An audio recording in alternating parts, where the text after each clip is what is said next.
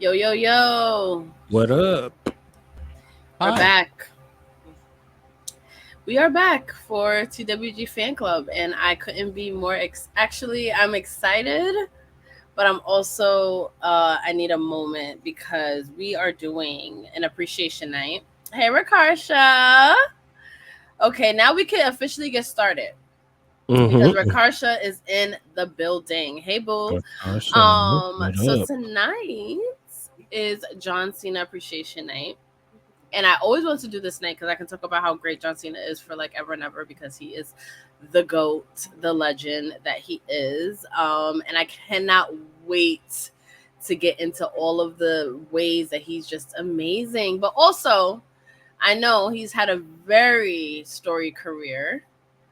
It is insane to even think that he is retiring, I guess you want to say, or he's on his last run because I feel like he's been around for as long as the modern era, I guess, has been around.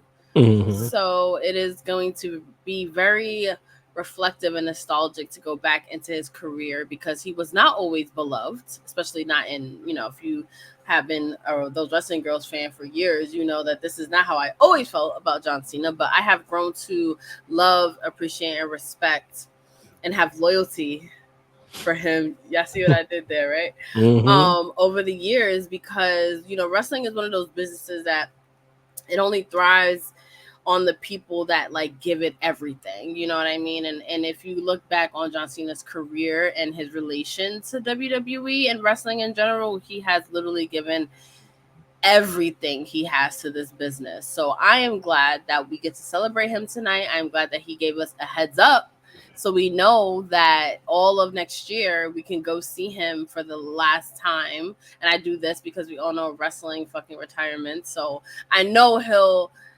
pop up just in the right spots, just like he has been since he stopped competing regularly. So I'm excited to get into that tonight. Hey, Matt. Now we can officially, really, really, really get into things. But before we get into John Cena, this news was interesting. So Stephanie Vaquer, I want to say, is officially signed. So we will see her in the company. I was not very much familiar with her before this, but the hype around her is exactly what you want, right? Before coming to the E. Is Julia officially coming? Is that official or is that That's speculation? beneficial since Mania weekend. Oh, okay. Like It's just she WWE. was doing she was finishing up stuff in Japan before like coming over full time, but they've been announced Okay. that was Mania week. That's why she Okay. pulled up to NXT. I love that. I love that because I have heard about her. So that is very, very exciting. Mm-hmm. So Brian, I don't remember what we were talking about, but you were saying how the women of NXT now feel like the division feels like back at the black and gold brand, that enthusiasm and optimism of like what can come. How do you respond to these signees to the It's. E? I mean, when you really look at it, it's WWE is becoming a destination again. Before it sounded like it was so cool to say, "I just want to do wrestling." Um, I even going back into like my archives, and it's 2011. No, 2011. First time I got a chance to interview Mia Yim, and I said, would you ever want to go into WWE? She said, no, I'd rather go to Japan where it's more about my wrestling. And you see how much things have shifted. And I love that with NXT, it's a good mix of women who wrestle and women from gymnastics and, all the NILs where they can all, come together and work because you can learn. And that's what we see, live with the main roster. Look at, having a match with, say, a Big E versus a Drew McIntyre, you know? That is so true. Do you think this is gonna change the game, Justin? I think so because I know people are going to compare this to Black and Gold, and I'll be honest. I think this is the deepest that roster has been in NXT since the inception of NXT. Because when you really look at the Black and Gold, it's like, yeah, you got the Four Horsewomen, you got Alexa Bliss, but it's almost like there's different eras of the Black and Gold. Like the Four Horsewomen had their era, and then there was a little bit of a drop off. Then you had the Asuka, Nia Jax era, and then you know what I'm saying, like, but then like everyone else was kind of like not on that level where he kind of had to fill it out. And then you look at the NXT roster right now with Roxanne, with Jada, with Soruka, with Kalani Jordan, with all those women, and there's still like a whole bunch that's still like yet to really feel like come into their own. And then you're adding Stephanie and Julia to that. Mm-hmm. And then you have people like Mia Yim who are bouncing down to work in NXT. Right. It's like this may be like deep. Like they have like a 1 through 15 roster, almost like NBA terms like that, where they may not have like I guess you could say Roxanne is like the main eventer, but especially when you put her up in the main roster, but like they're just so damn deep. Like remember, you had so many call-ups during that draft, and it was like we didn't even skip a beat because that just gives opportunity to this person, this person, this Right. person, this And person. that's where things like really thrive. But once you bring up NXT, it just reminds me that we're missing somebody in the crew. So I want to hear what my beautiful friend Seindole has to say about these signees and your thoughts on Heat Wave. Like, it was a pretty good show. Hey Andre, hey Vaughn. You want me to say that it did better than Money in the Bank, or like, am I allowed to be a lot? I mean, that's Right? obvious, but go ahead and hook off. So it's obvious that Heat Wave was better than Money in the Bank. Yeah, I think that was a consensus to an extent, because it had good matches. It had a shocking ending. It created a lot of think pieces, and then we get news that they're expanding with such a phenomenal talent as Stephanie. So it was just like, I don't know. Y'all didn't like Shawn Michaels cooking before, and like he's back and cooking again. And I'm gonna see what he cooks with this. So it's great news. I can't wait for her to show up. And it's not even just her of Stephanie being signed. It's also this new branch of NIL that just got recruited. I must say, if y'all thought Kalani Jordan and Soruko was like a good A1 match, the girls that are coming in, even in that program alone, just as good. They just had their first Olympic gold medalist. She was a former D1 gymnast. Also just debut on Level Up. So a lot of people are looking forward to her. They're waiting for that.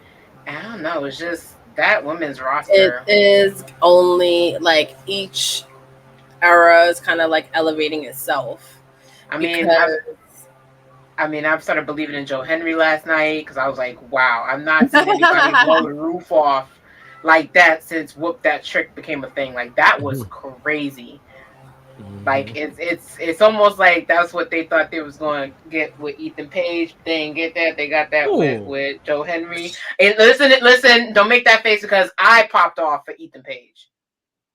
I don't know about nobody else. I popped off for Ethan Page. So I don't think there was. Listen, that you can't mean to tell me when you look at that Battle Royal footage and you hear say his name, like the camera shook. When was the last time the camera shook, Brian? I don't think it was intended to pop for Ethan Page. I think Joe Hendry is the most over person in wrestling. So I think it was supposed to happen that way. I don't think they was looking for a pop for Ethan. That's all I'm saying. But I think the twist of him now being... Yeah, thank you, AJ. I thanked AJ this morning because I was like, you know what? I actually listened to the whole song and I'm like, what the heck is this? I'm like, no wonder he's so poor guy all stressed out about Joe Henry. But all in all, I really enjoyed Heat Wave. I can't wait for NXT to start coming with new things. Because even last night, like, hello, like we had a MSK/Rascals reunion. Like, and as I'm looking at the TV, I'm like, Wesley, if you quit one more mother effing time, I'm gonna fly to Florida and pull you by your ear because I'm tired of you quitting every time you don't get your way. And then his boy showed up, and then I was like, wait, that's Zach. Wait, is that not Trey? Pull him by the ear? He just came back from a back injury. His ears ain't gonna hurt him. He'll be fine. Then you had Trey Miguel with them, and then they're going up against Gallus, it looks like. I'm just like, I don't know. Shawn Michaels said bam like his name was Emerald. That's all I got to say about that. But other than that, 10 out of 10. I can't wait. It's a lot. They're bringing back the Great American Bash on Sci-Fi. That is gonna be cool. So you never know who might be showing up because that's big. They haven't been on Sci-Fi in years. Like I said, they better be having a cookout like the SmackDown days. I said we missed those segments. They were actually really funny. Those are cute. But it looks like it's going to be a lot. It's not going to be a traditional. Like NXT is really stepping up, especially considering the fact that they need to carry that wave into going into CW because a lot of people are expecting the content to change. So it's interesting. I mean, they looks like they're backing up what they might not be able to do with the amount of talent they're gonna have for you to tune into when it transfers. So I'm excited. I can't wait to talk about it every Tuesday. Every Tuesday, indeed. Yes, ma'am. Yeah, I people are really starting to look forward to that, boo. Thursday night, free NXT. And shout out to shout out to everybody that was at the presser at Money in the Bank. That was actually a really good presser, like good questions, straight to the bone. I like how John Cena hijacked the entire thing. I like how Phil showed up with a box of Tim Hortons donuts as if he didn't ruin Drew's night for the 4th time in like the last 4 months, like 4 for 4 in 3 different countries. I like how everybody was very direct. Shout out to the people that we know that were in the building asking all the right questions. Yeah. It was just a good put together. It was a good PLE. Don't get me wrong. I say Heat Wave. I'm a little biased because I was excited about Heat Wave Money in the Bank. But all in all, great paper PLE weekend. It really was. I didn't have many complaints about it. Like all in all, it was an exciting. Like both shows are very exciting from like top to bottom. And it's like it's almost one of those things where it's like we shouldn't even be surprised anymore. Like everything has really been hitting as far as the E has been concerned. And I think too something to note is like the depth of the talent right now, because a lot of the major players are injured or not performing regularly or are not on TV every week, and nothing kind of suffers from that. Like everything just kind of like, keeps moving. Things can get paused and put on the back burner. People are allowed to take time off. Like storylines are now being cultivated so well that like you don't have to be on TV every week to still be like present. You know what I'm saying? Like Rhea didn't have to come back. Like she could have came back months from now and it still all would have worked out. You know what I mean? So although I am so into all of that, I think that's my favorite. It made sense for it to come back now, especially when you're coming into SummerSlam. Like, come on now, you can't miss that. It's like my favorite. She was like an element in a long-term booking aspect, and then for them to continue with making Dom and Liv like kind of like the new AJ CM Punk in a way. Like the way she jumped on him Monday night gave me flashbacks, and I was like, wait. Like, that's how AJ kind of pounced on Kane at one point. Like, we haven't had anything that interesting, like, in a while. But at the same time, when you look at, and we thankful for social media sometimes, it's not like the dirt sheet days. You kind of see how the story plays behind the scenes. And we kind of like, what's really going on? Like, is it Damien who's kind of going to be like, I told you so? Is it Liv really obsessed with Dom? Or is she just playing the game because she wants the Judgment Day to descend? Is Finn playing a part in all this? Like, is Carlito just like, does Carlito want to be in Dom's position instead with Liv? Like, we just don't know. We just don't know, and I love it. That's cool. I love it. Exactly. So cool. Every time he's like, "That's cool," I'm like, "You want to beat him so bad." Look at you. It's exciting because you don't know how far they're gonna go. I think that's been like the other exciting thing about this storyline, because I'm just like, okay, like y'all had her hitting them out, you had him hitting them out, and I mean the bar is super high. We actually had a live sex celebration, and remember all the shit they put Lana through. Yeah, it's and now it's like more done. So AJ made out with like 3 different people in a span of like 10 days. I mean, that girl. How many times have they had talent pull up in like hotel rooms and shit like that under the sheets? Like, shout to Mandy Rose, child. Trying to the bar is super high when it comes to like. You say how far they can push it. It's like they've short of actually like, yo, we're actually gonna go Cinemax and do something. But doesn't this feel like more intense though than it did back in even like the Lana Bobby Lashley shit? Because like they're really like, I think it's more intense now because people hate Dom. Yeah. People really like Liv and people love Rhea. So there's a lot Right. more investment this time around compared to, it wasn't that people didn't like Bobby. We didn't like the cuckold angle with Lana, Bobby, and Rusev. And we're Yeah, just we going ain't to like purposely that. cuckold him. And then we have like no direction with that. That Right. was just like, And then Lana showed, and then Liv showed up in the picture, and it was like, it yeah, kind like of threw a wrench in it. that had no direction. This has a direction, which was, it goes back to Liv calling her shot to Rhea and saying, I'm taking everything from you. And then this developing, and we know the ending is Rhea's going to beat the living shit out of Liv Morgan. It's coming. So we've known where this story is headed. The question has always been Dom and the rest of Judgment Day versus the other stuff that Mr. Redacted would do, where it would have made sense, but remember, it's also Mr. Redacted. Shit was never consistent week to week. It was whatever side of the bed he was on that day. This is what the booking decision is. And if I feel like calling an audible, I'll call audible. I'll call audible right as you're supposed to go out. Because I just saw a clip that was going around Twitter of like a match between Liv Morgan and Ember Moon that got cut literally as they're about to go out. And they cut it not even like the last second. Like they're about to, nope, not, you ain't going back out there. Yeah, like he called him back. He was like, "Never mind, it's canceled." Like, damn. Like, I feel like I remember times in that era where women's matches, because I was so tuned into like anything when we're doing that, were like, let's say, advertised on social between week to week, and then it just would not happen. And then you hear stories like this, and you're like, oh, maybe that's why it didn't happen, because it just got cut randomly, and then it's just like, fuck it.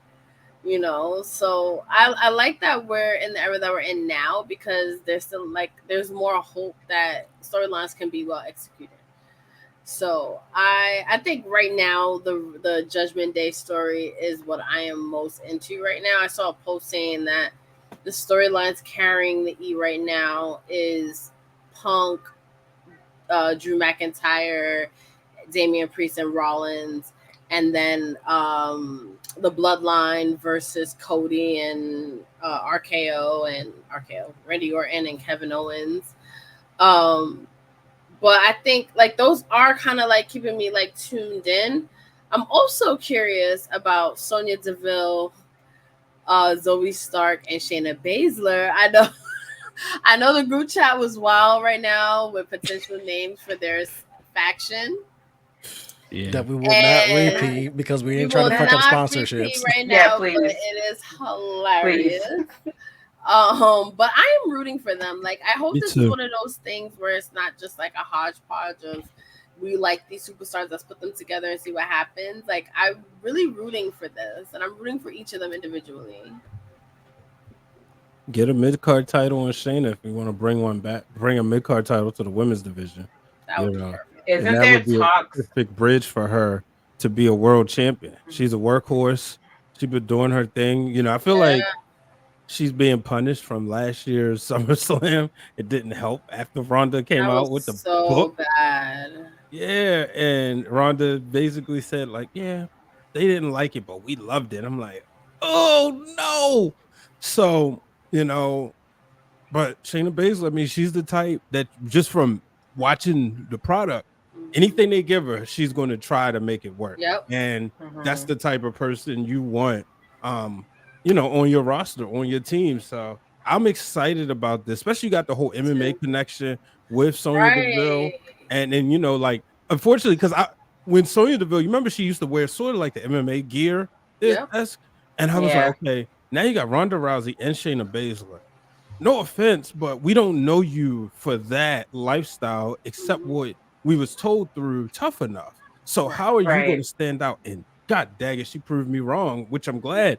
You know, she's somebody else who's been like, since she's got the WWE, she's never, you know, she's been consistent. If you look at that Tough Enough roster right now, it's just her and Chelsea Green.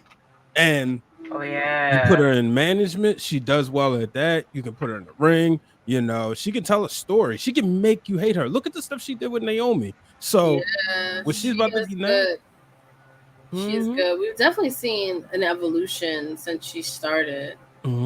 Like back when she debuted with Paige, I didn't really pay too much attention to her in NXT, but she made a splash and she's still around. And she was given a lot of opportunities, and she like got hurt at like the worst fucking time. But I'm so glad she finally got to hold gold. So this is the time. This is the moment where you know, if they all kind of rise to the occasion, it can be life changing for all of their careers. So I am truly wishing the best for Zoe, Shayna, and Sonya Deville, because this can be something huge. And then I feel more confident that they can make the faction work, just because creative, it just seems more in a place to cater to that. Like, you know, 5 years ago, I'll be like, this feels random. I don't know, if they know what to do with this. But now I'm like, maybe they could. And if Sonya's the mouthpiece, that can go a long way. A very, very, very long way. Indeed. So it's interesting that we're talking about, such an exciting time, all these signees. What the fuck is a forbidden door? Like, we're like in it now. You know what I mean? Like, we're in it. It's look who's getting what the fuck is a signed. forbidden door? Now it's not even like spooky to talk about, because it's just like it's happening. Like, everyone's fucking walking through that shit. It's gonna get even more epic. And it's everybody just starts fantasy booking left to right, and it might just happen. That's the crazy part. Io Sky, AJ Styles is either on their way to Japan or in Japan, and participating in matches they probably wouldn't have been able to 10 fucking years ago, 5 years ago, whatever, if you were signed to certain companies or whatever. So now there's no more allure to that, but I think that's more, in favor to the wrestlers that now get more opportunities. It's not like, oh my God, if I sign to this company, am I ruining my career because I may never wrestle here? Now it's like, oh shit, I might just be able to do my thing everywhere. So that's exciting. But John Cena, Seindol's birthday twin, he was the bridge between the ending of the Attitude Era, the beginning of the Ruthless Aggression Era, into like, what the fuck now? Like, you know what I mean? Like, he is the one that kind of took the baton and like really got WWE to like where it is now. And I can't believe I'm admitting all of these things. And I remember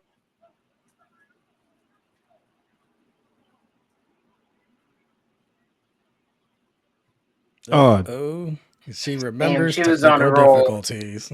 She was on a roll, man. Damn it. We can't hear you yet. We almost there. I guess we can't see her. Hey, I don't think that was the intent, but I get it. Geez, now that I think about it, she talked about like the Attitude Era in a sense. And literally, he also, I call him the Superman of the PG era, because like there was no match he wasn't losing in the PG era. I think he only lost one match, and I think it was against CM Punk, really, and Brock Lesnar, of course. Oh, and The Rock. I mean, damn, I just really. Let's pick this up. He was really like he really was like the Superman of the Attitude Era, because he lost sometimes doing the supervillain, and he won sometimes doing the supervillain. But all in all, like, he really like catapulted himself. I want to say he really gave that rise above attitude, and like, listen, the babies love him, the kids love him. But at the same time, it was kind of like, damn, like, you were actually sad with him when he lost sometimes. I know a lot of people like to joke about the WrestleMania in Miami, the first one once in a lifetime. I was actually one of those people that was like, really? Like, you let John Cena lose? Like, to The Rock? Who's like, not here all the time? Like, who you kind of like... one of them. I was one of them. Listen, ain't no shame in my game. I love The Rock. Glad you came I love The Rock. I love me some Dwayne Johnson. I love the Final Boss. Don't get me wrong. But back then, it was kind of like,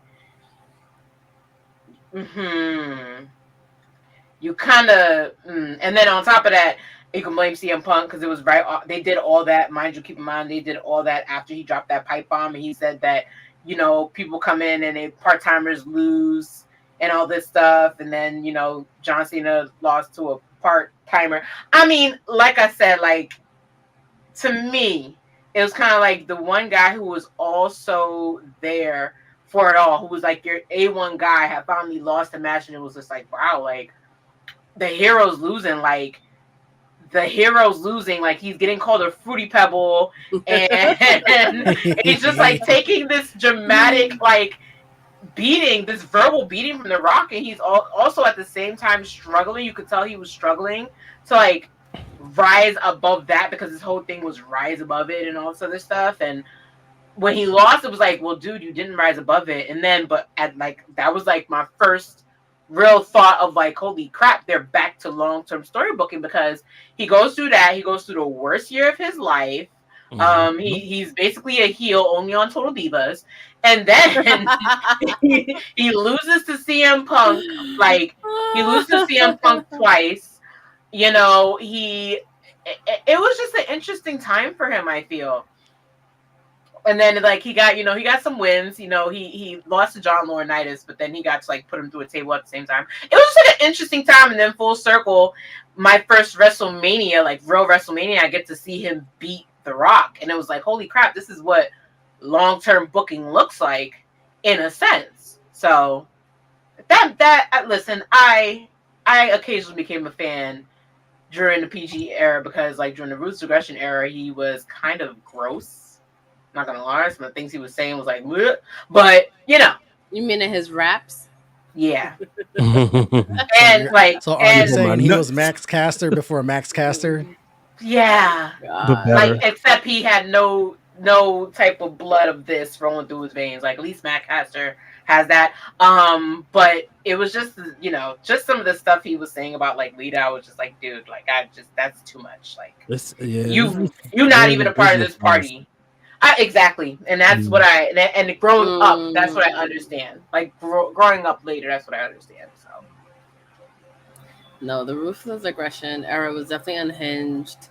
And so, what I wanted to say was, because I see how technology be trying to come from me, was that he is retiring right at like the height of it again. Like, he is like, you know how like wrestling goes like this, like he's literally retiring. And he mentioned it like in his speech, like, you know how hot wrestling is right now, how like it's never been hotter, and this is the year that he's choosing to retire. And he's also giving us 12 months during the like this epic time where the crowds are like on fire. And now he is beloved. The reason why he's so beloved now is because of like all the generations that like go to shows that love him. Like we do. Like my dad has a reason to be invested. The kids have a reason to be invested because they see him in movies. Like, it's one of those things where everyone is tuned in. And now he gets to have a year. And the movies are pretty good. Oh my God. When I tell you, great. When I tell you my joint, and I know it comes on bootleg TV sometimes, it's now on Tubi. Let's be real. It's 12 rounds. I can't tell you how much I was at the grips of my seat with that movie. It was pretty good. It was pretty good. He's funny as Peacemaker, but other than that, he is funny in general. I think like he does comedy like very well. Like he's funny in He was really good in Trainwreck. Oh, he's really good in Trainwreck. I've seen him in Trainwreck. He was good in Sisters with Amy Poehler and Tina Fey. Have you seen him in Blockers? The comedy level that's actually a really cute movie. I like that movie.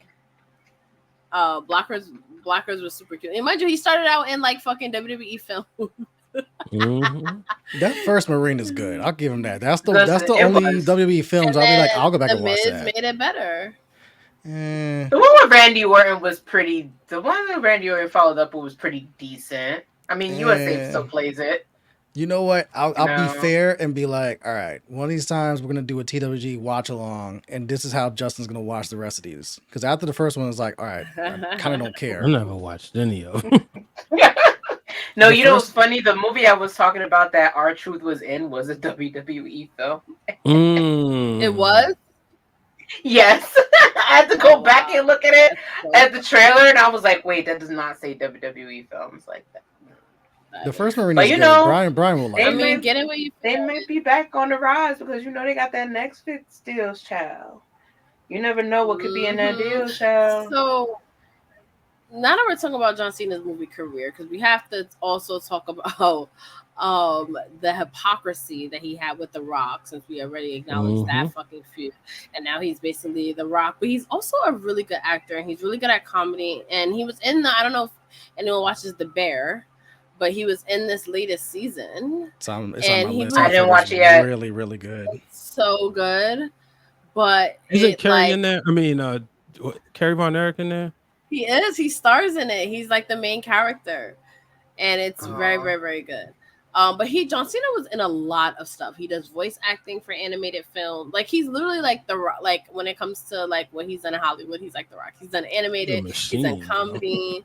I feel like when he decided I'm gonna go to Hollywood and pursue that more, he had a conversation with Rock, and Rock showed him like one of the checks, and Cena was like, "Wait, you're making this without taking a fucking bump?" Yeah, I'll come back and wrestle with the George when Bumblebee 7's about to be in production, and them checks it different.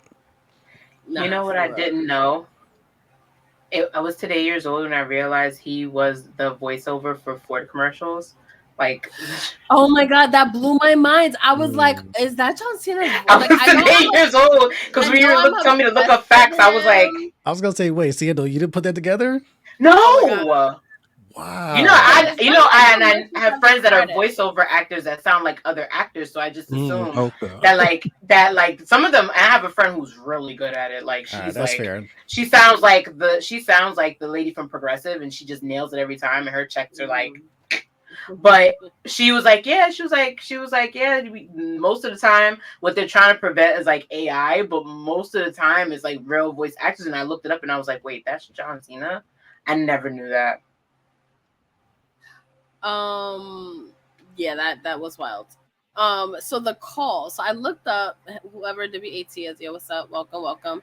They brought up The Call, which is a WWE film, and David Otunga is in that. Like, is that the right? Oh my god. Okay, so Halle Berry.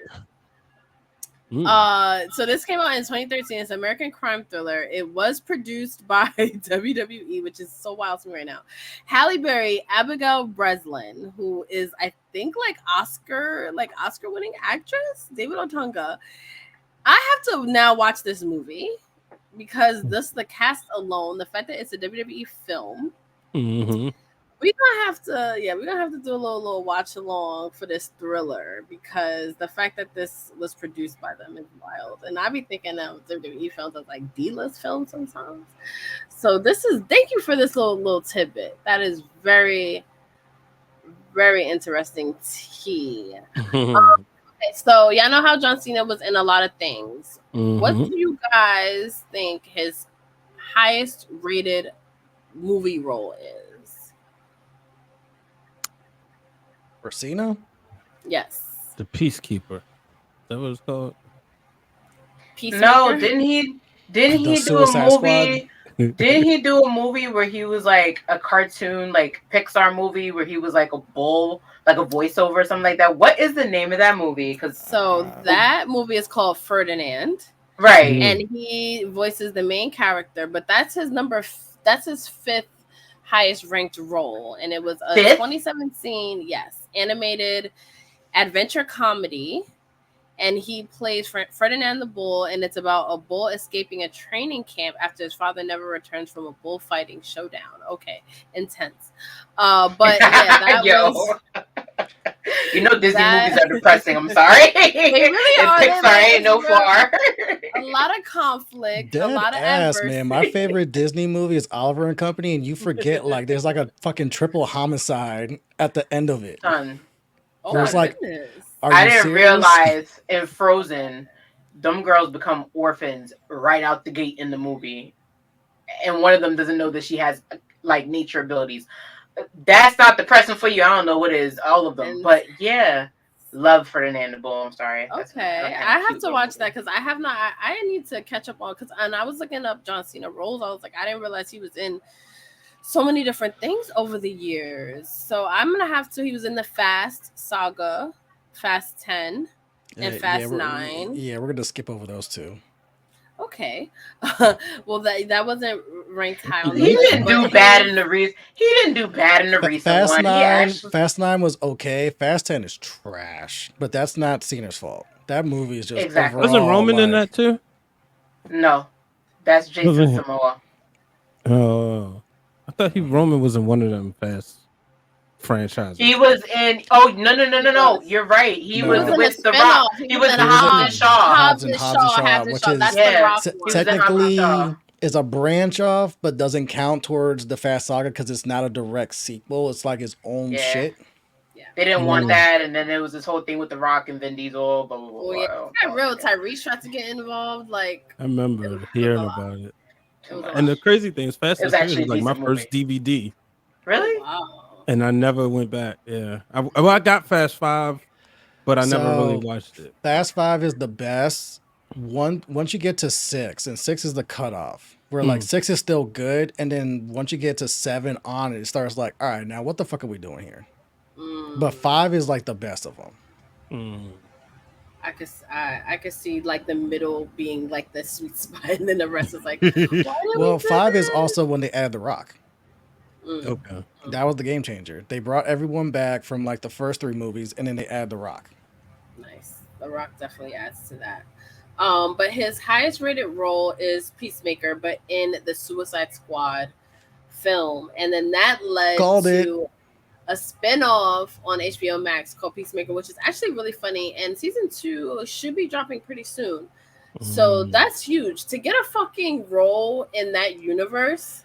A DC like, movie, and one of the rare ones that was actually good. Like, people love that version of Suicide Squad compared to the first one that got a lot of hype, and then the movie came out and it's like, what the fuck was this? Right. One also thing I gotta know about his movie and Hollywood career is he's worked with some heavy hitters. Like, just looking at Suicide Squad, Idris Elba was in that movie. He did Bumblebee, which is a Transformer. Like, so that's a fucking franchise that's been around for like ever. Like, he's done a lot at a high level. Amy Schumer, like, I might not be a fan, but to like co-star in a movie with her during that time, that's like his breakout film role. So like, he really got into Hollywood and like really did his thing. And I don't think he would do it any less. Like, I don't think John Cena goes into anything and like doesn't perform at like the highest level. Like, he's like, yeah, I'm gonna do it. He did produce WWE Evil, which I thought was very cool, because I have a strong opinion about him. I need to drop a season 2 real quick. They do. Now that certain people are back and are real villains, they need to drop the season 2. We're waiting on it. Yeah, there's so much. I think Netflix, they're holding out, and once they're on Netflix, they're gonna drop shit like bam, bam, bam, like the network. How like every week there was something new. I can wait. Coming out. Yeah, me too. Because they're trying, and then on top of that, think about the fact that it's gonna be worldwide. What a win that's gonna be. Right. So like people in different countries who had to bootleg like My Time Is Now, the first one from John Cena, are now gonna just pop on Netflix and go, ooh, John Cena, the John Cena files. What they got? Collection. John Cena. Fast Experience, Fast and Furious. Like, it just makes a total amount of sense. So I like that thought, P. I didn't think about it till you just said that. I'm really hyped for that. Mutant Mayhem. Yeah, I know about. I never heard of that. Let's see. Is that a video game? Is that Ninja Turtles because of the name Rocksteady? That's what I thought. It sounds like a video game name. We'll wait for Andre to confirm. Okay. I mean, if that's Ninja Turtles, that's another franchise. John Cena is in it, and he plays Rock. Yep. Okay. Yep. All that checks out. Nice. Thank you. And also, if anyone watches The Bear, the girl in The Bear, Ayo, she's in that movie as well. Post Malone is in it. Wow. Okay. I can see him. Yo, he is thriving in Hollywood. Shout out to John Cena. So just to segue into how I like ended up being obsessed with him, which is so wild because I was out of it when I remember him debuting. I was just like, man, whatever. He didn't make an impression on me. And then when I found out like he was like the guy, and I was just like, oh god, is he rapping? Like, oh god, like what is happening right now? And then like his origin story is like, oh, Stephanie McMahon heard me rapping on the bus, and she stopped me and was just like, can you do that on air? And I was just like, was he that Word good? live. Oh, yo, not. Oh my god, Stephanie! And he got to smack that ass. And a like he requested. And a Tracy McGrady fucking jersey. Thank you for that. She was like so much life. So when she was like, Steph got some cheeks. Really let's find out. And he was like, hell yeah. She was like, do it. And she turned right around and she twerked to the left and twerked to the right hand and what to do with himself.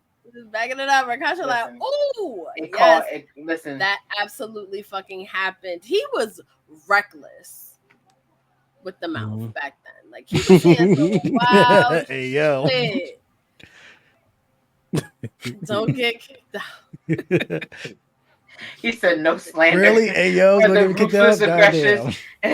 Ruthless aggression, John Cena. Listen, he F5'd a half naked Lita onto a bed. He's done so much, but like at the end of it all, I mean, the move was the FU because it's the right. Brock Lesnar. Like at the end, he did what he could to get across. I mean, do you remember first debut John Cena? Like, it's me, John Cena, ruthless aggression. He smacked Kurt Angle in the face. But them shorts. He had like a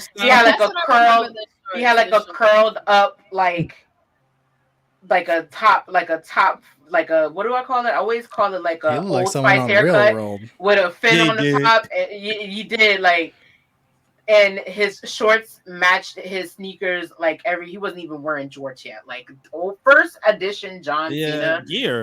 Yeah, I agree with Vaughn. His Hall of Fame package is gonna be wild because OVW him looks even crazier because he looks like an A-type wrestler.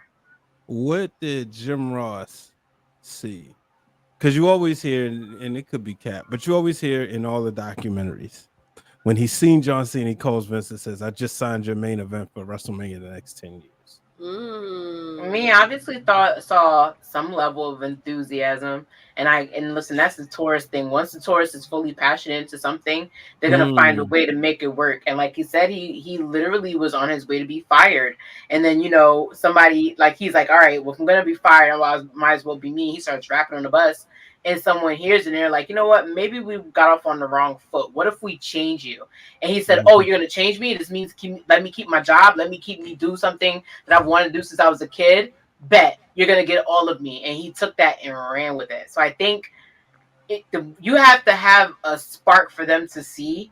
And when I talk about last night on TWG Fan Club, this is TWG Fan Club, on Watch What Happens NXT, we got so many programs on this network. My God. When I talked about it on Watch What Happens NXT, it's not just them handing titles on somebody who has buzz. They have to see a vision for somebody. That's the difference between that brand and the main roster. And I think they definitely saw a vision, and Jim Ross's vision was like, this guy's charismatic. He's willing to do the work. He's willing to change. He's very creative, because I doubt half of that stuff was from him, even though they all have writers. But and that's what exactly is. Shout out to Steph Hardy in the chat. Is literally that, like, maybe he was desperate. He was like, I don't want to be fired. I've been dreaming of doing this since I was a kid. I suplexed my brothers in the backyard for this. I want to make sure this goes far. And I think that once they saw that, they were like, okay, let's just throw everything we have at him. The kitchen sink, if you're gonna make that kitchen sink look like brand new porcelain, give him the kitchen sink. And that's what he did. Hard work beats talent every time, man. Exactly. You could be the most talented individual, but if you ain't got that drive and that consistency, that don't mean shit. And hard work, man.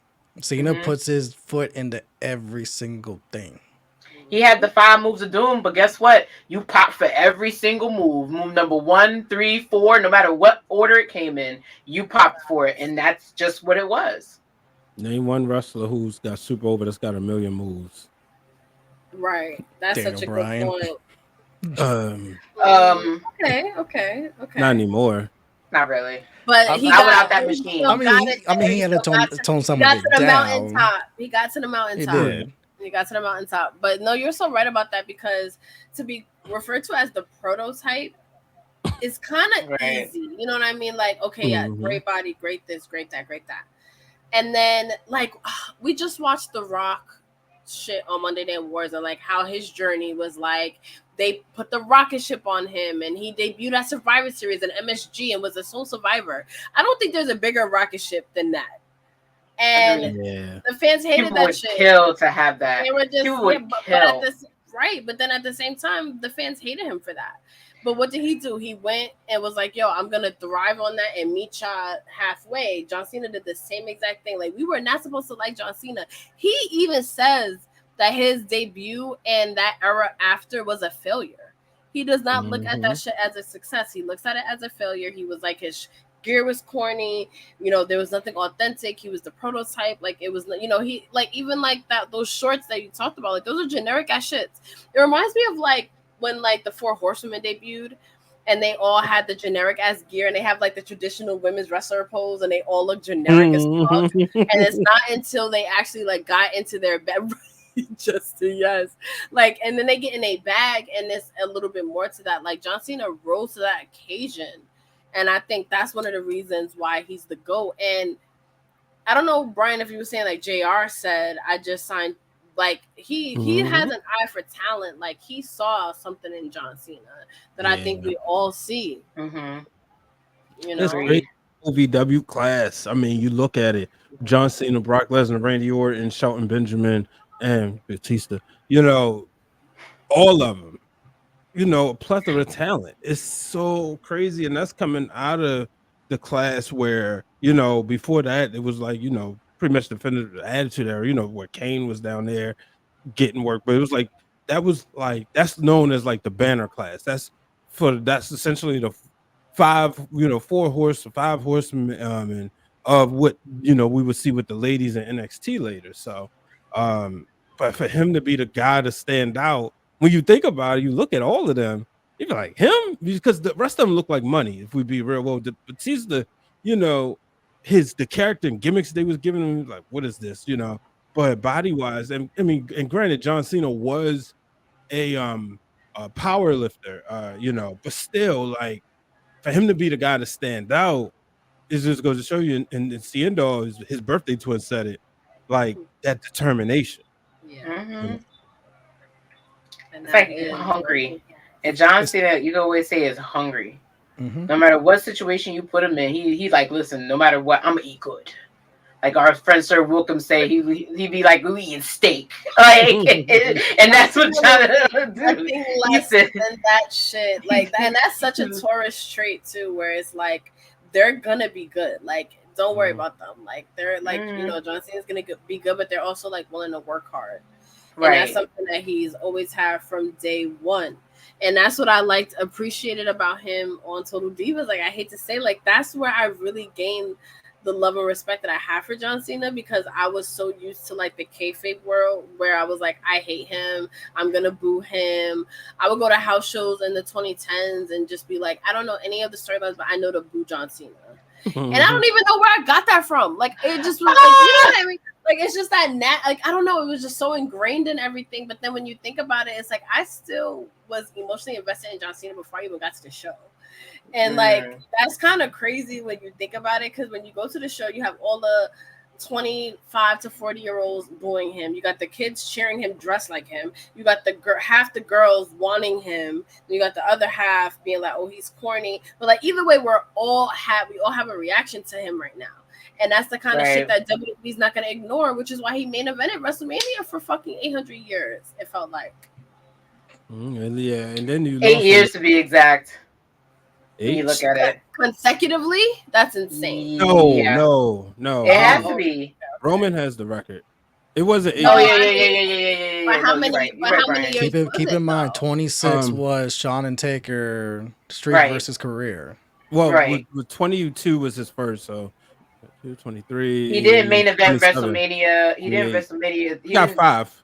Yeah, he didn't main event. He didn't main event 31. My bad. So 5. John Cena has only main event. Yeah, he didn't main. I thought he main. I forgot that he didn't main event. 5 in closing the show. You're looking at 22, 23, 27, 28, 29, and yeah, that's it. And that's it. It felt like more, but it could just be the fact that he was like the face of the company. Bingo. Yeah. Because like That's what it world is. title matches. That's valid. Yeah, like he was in world, like world title matches, but it was like where they was putting Undertaker to close the show with Edge because it was streak versus career, so that made sense. So it wasn't like he was the face of the company, but he also kind of like, let's be real, he wasn't what Roman was, and I don't say this blasphemy, right? He wasn't like undeniably the main event, undeniably the moneymaker Right. for the company. He only won. So then, if it's 5, he only won about 3 of them, right? Mm-hmm. Okay, because he lost to Miz, and then he lost to The Rock. Yeah. Mhm. Put the Miz over, buddy. And that felt like it felt like a layup. It was like, okay, Miz is holding the title, John Cena's going to win, and we're going to move on. But nah, I mean, it was important for Cena to lose that one, Right. next one, because it was a 3-year story.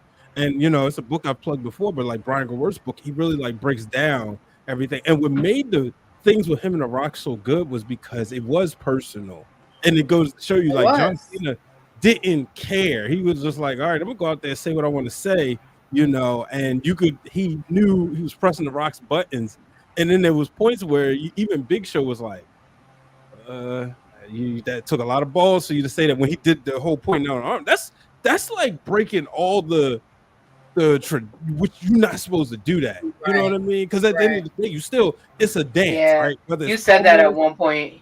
Yeah, it's a dance with each other, right? Like, even with Orton Rollins, as real as everything feels, at the end of the day, it's still a dance. You know what I mean? Mm-hmm. I think that feud also goes to show you that there was a changing of the guard because he didn't give a fuck. Mm-hmm.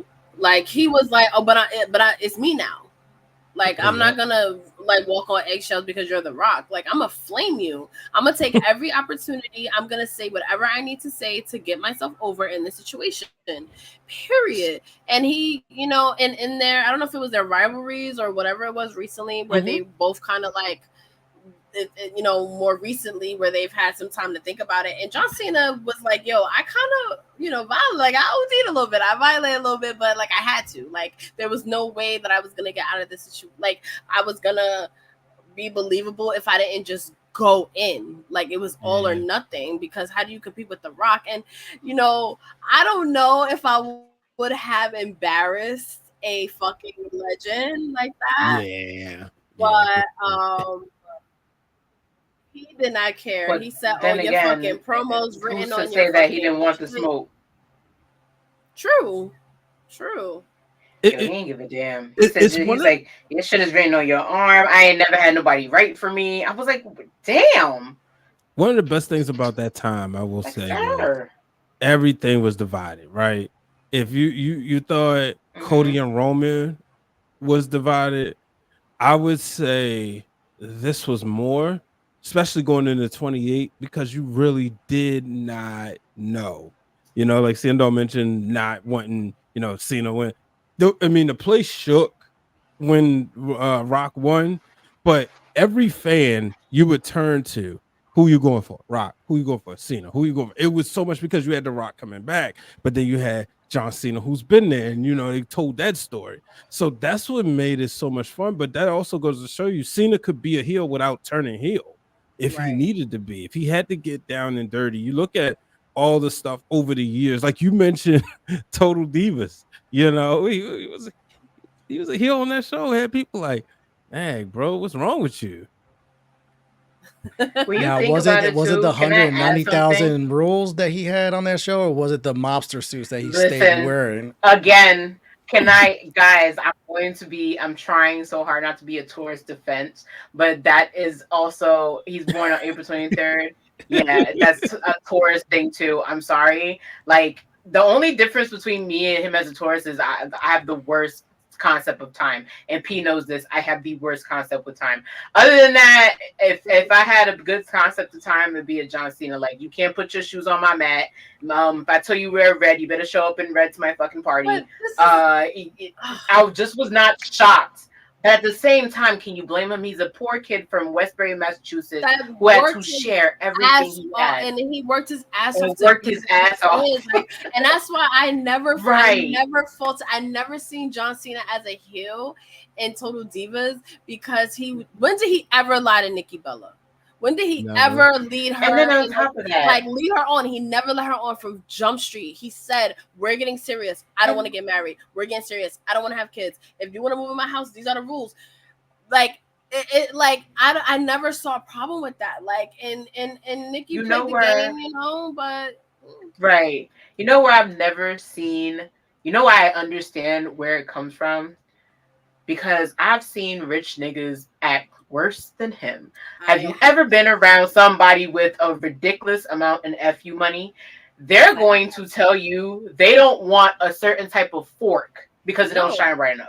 So in a sense of exactly. So like somebody who's literally the highest paying WWE wrestler and the highest paid sports entertainer underneath only what, maybe 5 of them, Hogan, Rock, and maybe 2 other people. He's in the top 5. Like, he's not. I'm sorry, he was but the next one. It was like yeah, Hogan, like It really would be Hogan, like, Rock, and you him. know? right, like I'm Austin sorry. maybe. I'm sorry, but like, do you expect him to be less like? And let's cut him some slack. He was funny, season 1 and 2, until he dropped that co-exhibition agreement. That I was like, yeah, he really got money. Super right, but that's again, you have a choice. Like, this is the terms to live here, and you have the choice to fucking sign it or not, and that's what it is.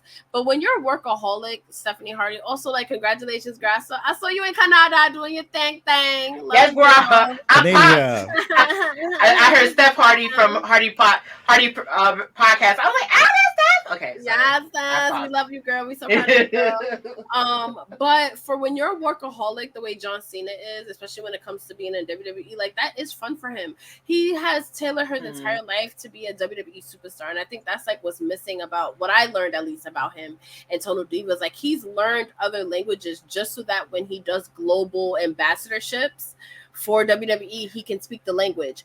Tell me who's doing that on the current roster. Tell me who's doing that. Speak the Mandarin. You know how hard it is to learn Mandarin? To go to a business meeting. To go to a WWE business meeting, mind you. Yeah. Let me know who does. All right, Shishu. All right, Shishu. Like, for real, like, what? Mandarin's no joke. That's Mandarin. That's what. Did you just say episode of Mandarin? Was that? No. In the episode of Total Bellas, Brie was mad that Nikki couldn't be around and John wasn't going to be around the time. And they were like, when Birdie was supposed to come out, she was supposed to call him Uncle Shishu because Shishu is a big uncle in Mandarin. And then Brie was like, you're not going to be around. It doesn't make any sense. I don't know if I want my baby to call you Uncle Shishu. I was like, bitch, hashtag Nikki's the nicer twin. I've realized through that whole entire series. That's a different topic for a different day. They both have their moments. But so with that, right, it was almost like, listen, he, in all actuality, when you look back at it in the era that we are in dating, I look back at it sometimes and I'm like, how hard would it be for someone to be as honest with me as John Cena? Yes, what he said to her. Yes, how he acted sometimes hurt. But think of the other way. If he had fed her all along, they would have ended up like these botched wrestling romances that we see. Most of these wrestlers are on their second wife. Let's be real. Most of these wrestlers are on their second wives. Brian, you can confirm. Justin, you can confirm. A handful of them. I can confirm what? No, I'm saying, like, if you look at the history, my name Paul, that's between y'all. Listen, a lot of these wrestlers are on their second, some of them on their third, some of them are on a relationship with it. Listen, it's hard. So for him to be one of those individuals to be like, I'm focused on my career. I can't give you this right now. I have a trajectory to hold. But if you want to stay here along for the ride, that's on you. And I think what made the relationship harder is that a lot of people, and I remember the Reddit thread was just flying through the roof. When they broke up, a lot of people were like, yo, dang, he really is fucked up for just proposing to her on the camera. But we don't know that.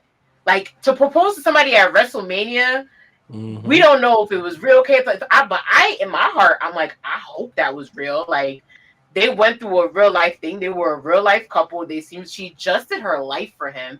And in the end, I know maybe there was some pain in there. He adjusted his life for her enough to propose to her in front of like 60,000 plus people in the middle of windy San Diego. That's not easy. I'm sorry. In my opinion, I just think their relationship was too real for that. And I just think kept when thinking the the whole breakup time, like, he was happened, really wrestling with the ring in his pocket. Yeah. yo, that's them George, son. That's that George You know, pocket. George has Can like nothing come 19 out of them pockets. pockets.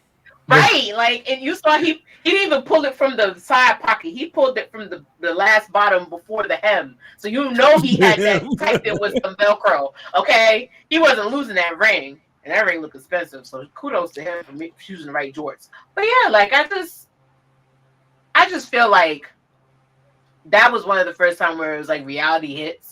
I guess you could say. I know the relationship in her book, she talked about it being very real. I know for him it was probably a little hard, but you know, it looked at the life it led to now. John Cena said he didn't know if he was going to have a life where he's going to get married. His wife now currently is like, when you read her profile, she's like one of the smartest people in the world.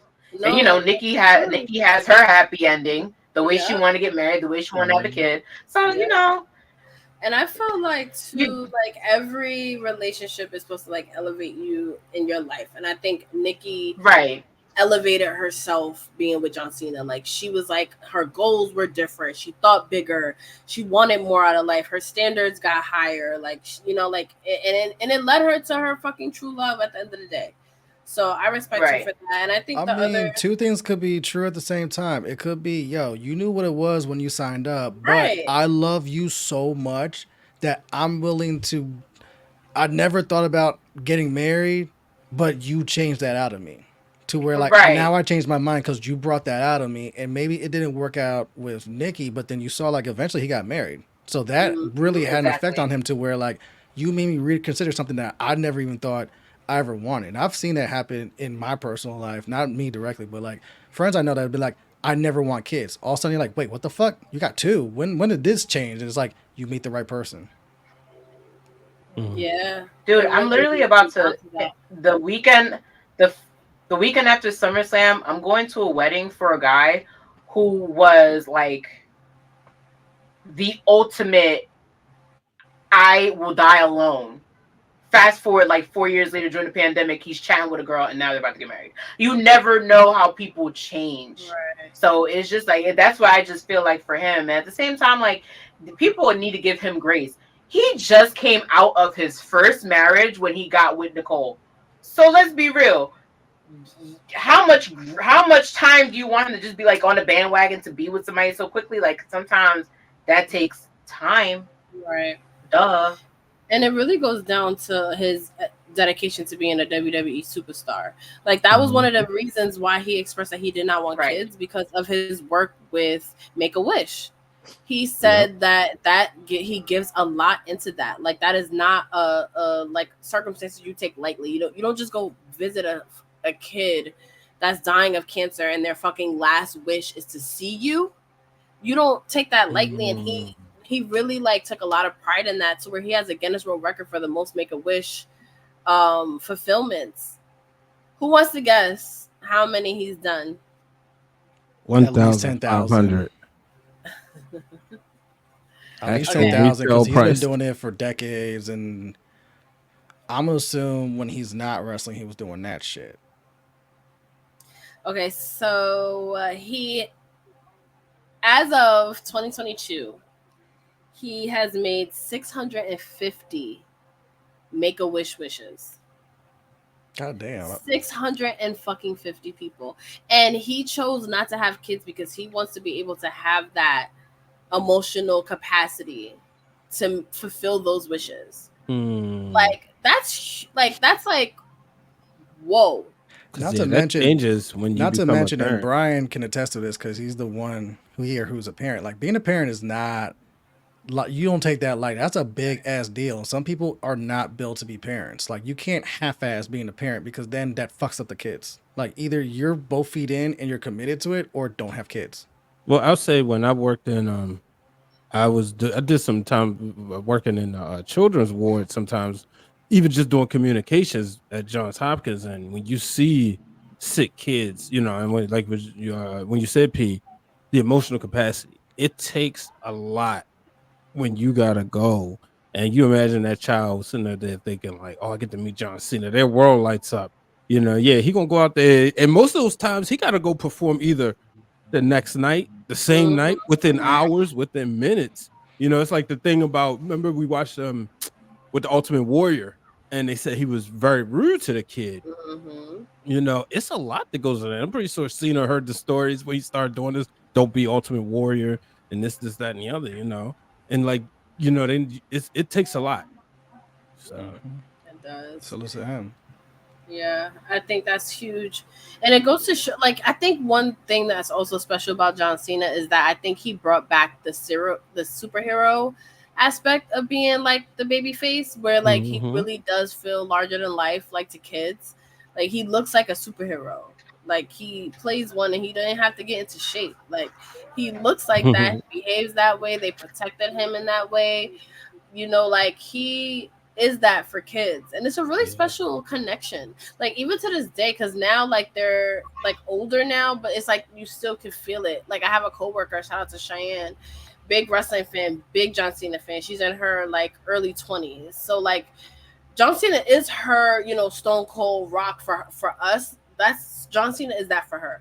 And she Mm. was like legit kind of emotional talking about his retirement with me the other day at work, and I was just like, oh, like, but I can only imagine like how that feels for her, like Mhm. to see that happen. So I love that he has that, and I love that now we're like starting to appreciate it about him now.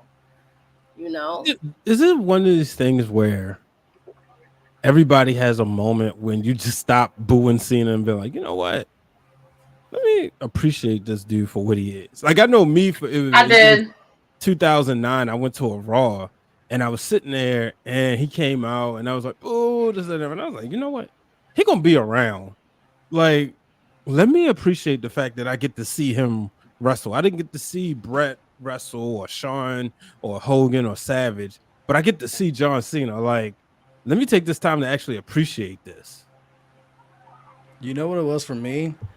The U.S. Title Open Challenge stuff, because I was like P. I did not see it for John Cena for a time, honestly, and I've said this on a previous fan club. Like, Cena's one of the reasons why I stopped watching wrestling. Mm. When you go back to that Ruthless Aggression era, when Eddie passes and he who shall not be named does what he does, and then you throw Super Cena on top of it, that just became too much. Where it's like, I'm done with this. I'm in my early 20s. Let me actually go outside and go do some reckless shit because, when you hit 21, let me actually go outside and actually be an adult. So I got off of wrestling. So when I got back into wrestling with WrestleMania 30, that Bray match really stood out to me, but I was still like lukewarm with Cena because I was like, this is the guy that fucking I stopped watching wrestling because of this. But then he gets this U.S. title and starts this open challenge where he's just challenging everyone on the roster, and it wasn't just the fact that he was wrestling anybody and everybody. It was the fact that you can actually, if you actually sit there and watch those matches, you can see Cena leveling up because we always talk about the 5 moves of doom. Cena LOL, he had that Hogan thing where it's like, I'm not doing anything outside of my 5 moves of doom, 1, 2, 3, and we getting out of here. But Cena kind of took that as, all right, I've been paying attention to what people have actually been saying and say like, I'm boring, I don't do this, I don't do that. When you have like a Dan Bryan or your CM Punks or your Seth Rollins who were doing all this incredible shit. So you actually saw Cena in real time through these U.S. Open Challenge matches level up and be like, let me actually try some shit. Let me actually do like a springboard stunning. Let me do a Michinoku driver. Let me do ABC. And it's like, wait, is he actually like, and you see him in real time, like trying shit and like, yo, he's expanding his repertoire to not just these 5 moves of doom, but it's like, yo, he's really trying to do indie wrestling with these guys. Like, I remember for me, I was in the building for one of them where he wrestled Cesaro. It was like a 15, 20-minute match. And it was like, holy shit, they're putting on a banger. And we knew about Cesaro was good in the ring. I didn't know Cena had this in him, where Cena's wrestling indie style and keeping up with Cesaro. And it Still was shit crazy. like that where it just kept going and going to where it was like, yo, I kind of don't want to see him lose his title. It's like once he started feuding with Kevin, I was like, fuck. because I know Kevin's gonna get that title, but for a while I was like, I kind of don't want him to lose this because every time he's wrestling someone different, he's doing their styles and matching with them to show like, yeah, I am that fucking good. And he got my full appreciation after that, to where it's like, you know what, I can't believe it anymore because I saw you level up in real time. I didn't even know you fucking had that. And that's the shit that and then it was just like with a wrestler. And then it was interesting, when I was just like, you know what, I'm going to leave him alone for a second. It had to be one of my favorite moments of all time. Of course, we're going to talk about the Money in the Bank with him and my favorite guy from Chicago. We're going to get into all that.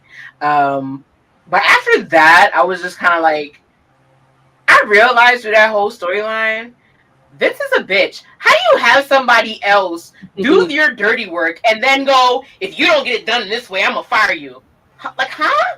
Like, how do you, like, I was just like, okay. Have you not seen white people in positions of power? Because they do this all the time. Exactly. But I was just like, okay, dude, chill. Like, if you don't want someone to have the belt, just take it. Like, and mind you, we now realize that in the storyline, he was like balls deep scared of like CM Punk, and John Cena also had enough because CM Punk didn't really say a lot of nice things.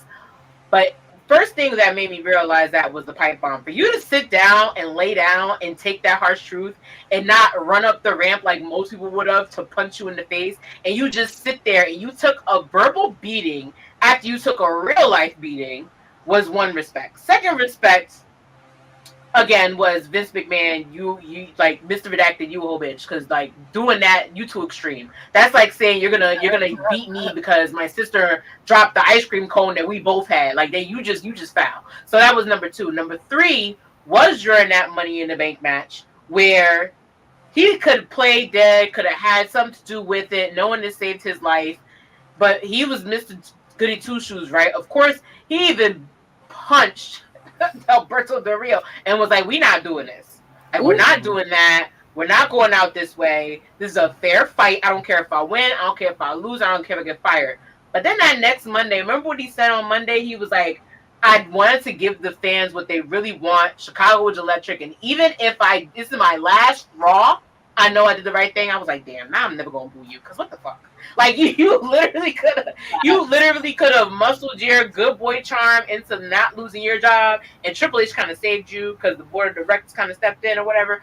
But like, damn, like you was really ready to like end it like that. I cannot disrespect you any further. Like, no,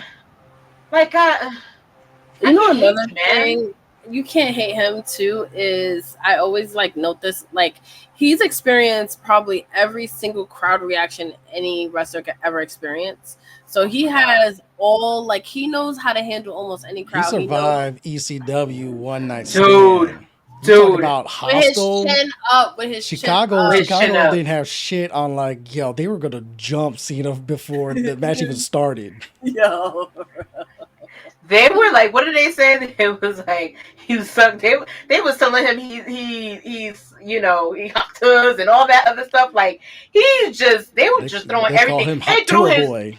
Yeah, they like threw his own clothes back at him, which I think was a culture shock because he was expecting that to end up on eBay somewhere. They said you can have this shit back. Yo, we don't even want that shit, yo. They was telling Rob, they was telling what's the name to fuck him up. Like they was just like going. I'm like, damn. But like you said, he took that in stride.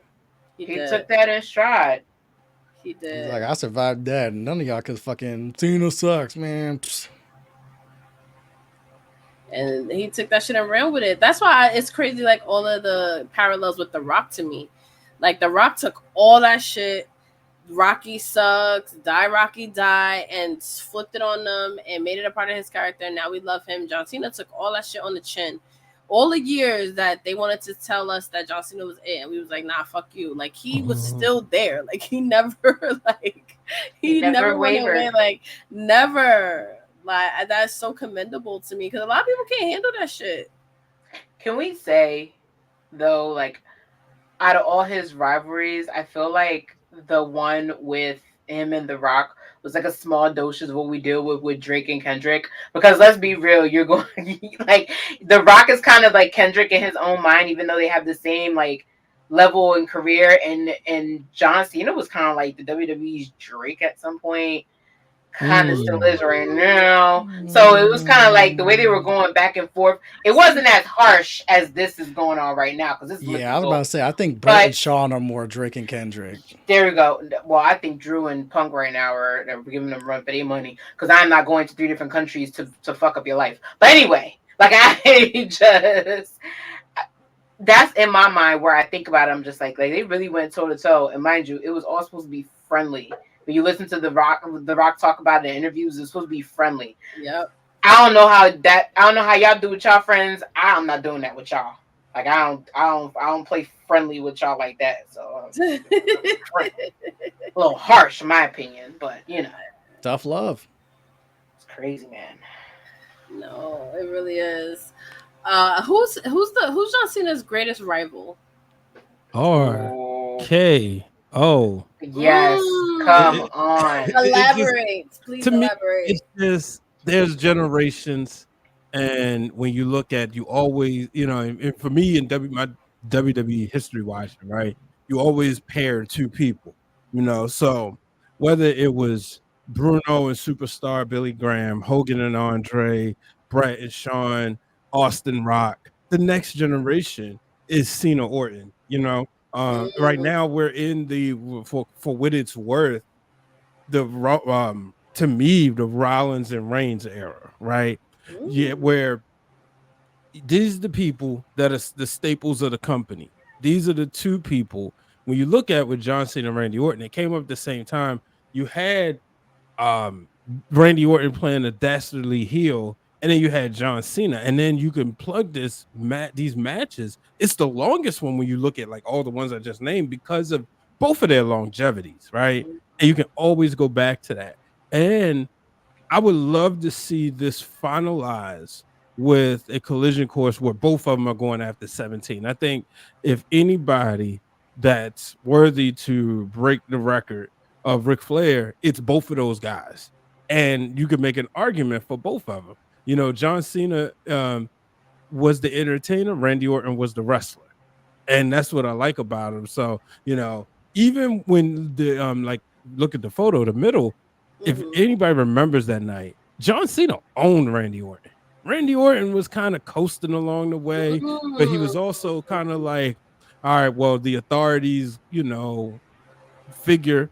So, but John Cena was like, he was the guy rising up against the authority and made people, because, they was at this time, we really all wanted Daniel Bryan in that spot, but they was holding him back for us. And John Cena was the one who was rising up against him. So to me, that's the greatest rivalry when you look at whether it's in the Ruthless Aggression Era, in the later era, the reality era. Sure, Punk and Cena had some great matches.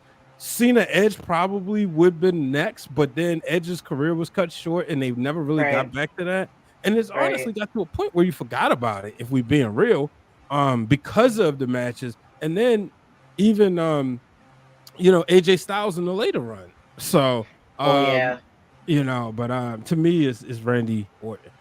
See, and I made the case for AJ just because of the trilogy of the matches, and like every match was a banger. And I think that's where, for me, AJ has always been the best dance partner for Cena. It's like, yeah, like Cena and Orton have long-term history, have the matches really delivered like that. And we know about Cena and Punk in Chicago, but were they ever able to duplicate that ever again?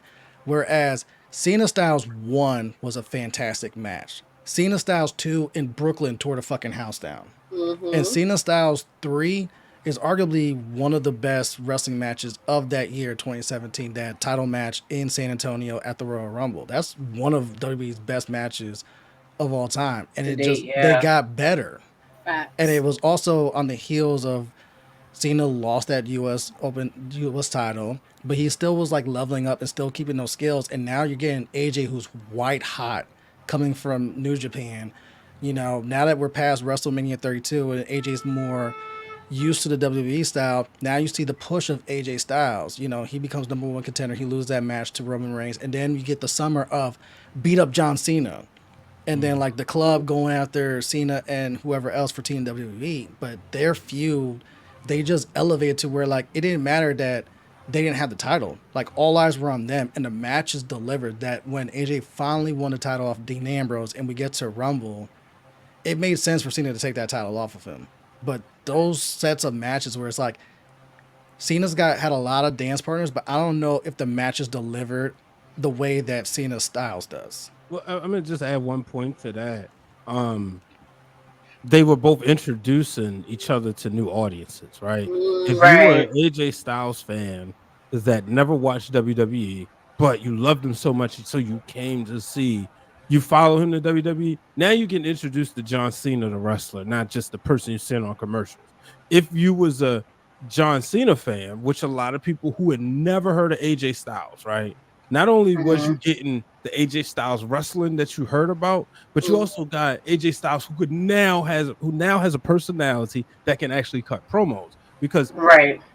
everybody tell you, oh, AJ Styles and TNA, bland, great He wrestler. was vanilla.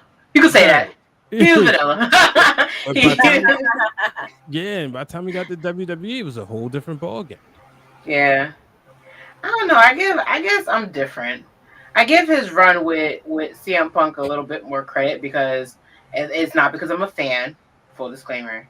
I give it a little bit more credit because if you don't look through the looking glass properly, you can't see that they weren't just the same person. They were just two people that wanted to get to the same place.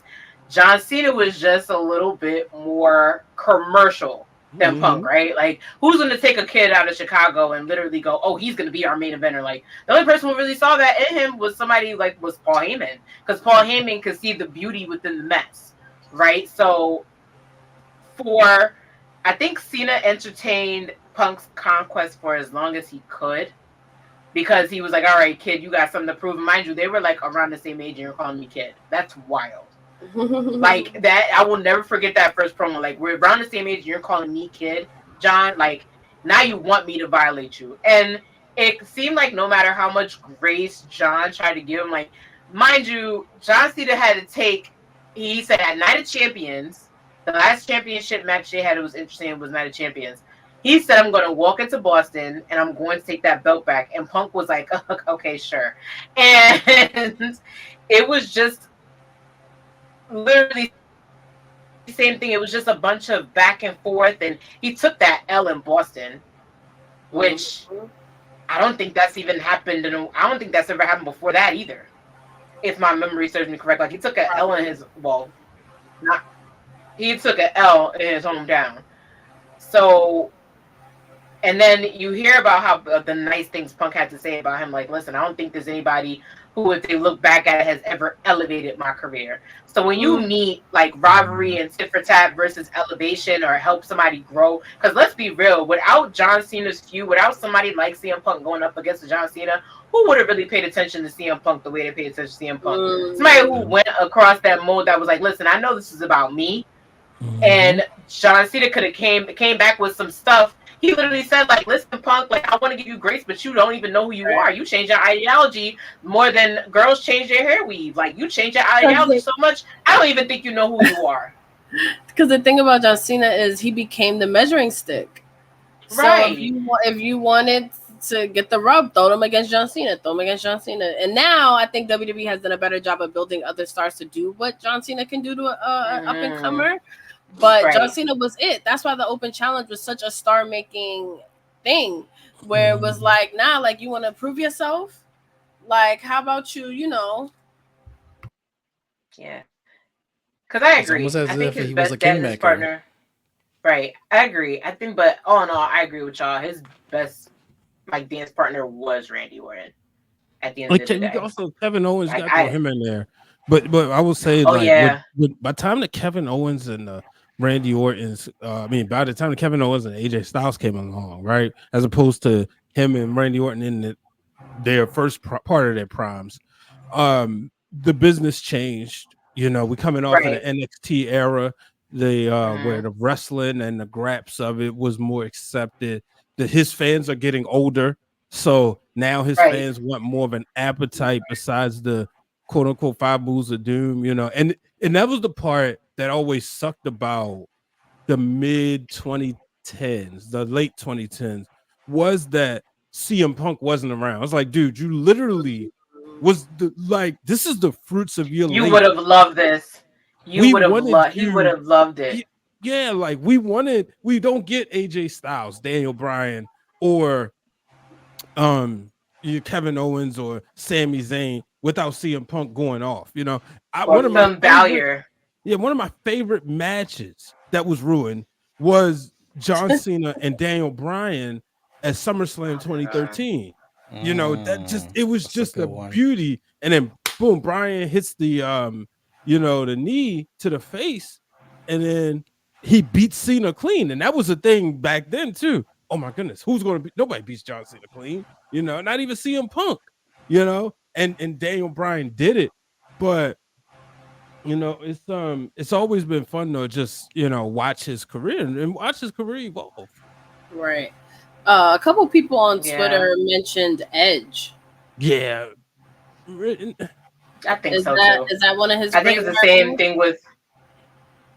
I think so too, because he was the first person to give it to John Cena direct. Like, I can't stand you. I can't stand that somebody like me who's busted their ass to get here has to look up to you, who's been told, who literally is being pointed to me. Like, every time I go into a meeting with my boss, they mention to you. You ever have that one boss that's just like, oh, you need to do A, B, C, D, E, F, G, like Sarah does, or Coleman does, or Jonathan does, because Jonathan gets the work done. Like, I felt like most of those wrestlers in the locker room felt like that with John Cena. Like, you need to do this. You need to have this enthusiasm, you know, because when John goes into the ring and when he runs in the ramp, when he talks to the camera, I know it pissed a lot of people off. There are people that are going to respect it, but I know there's people that got pissed off about it. And when you hear that promo in Edge's voice, you can tell that somebody sat Edge down, Adam Copeland down, and told him, listen, you're great. You're our world heavyweight champion. You're a 2-time Mr. Money in the Bank. But you need to do A, B, C, D, E, F, G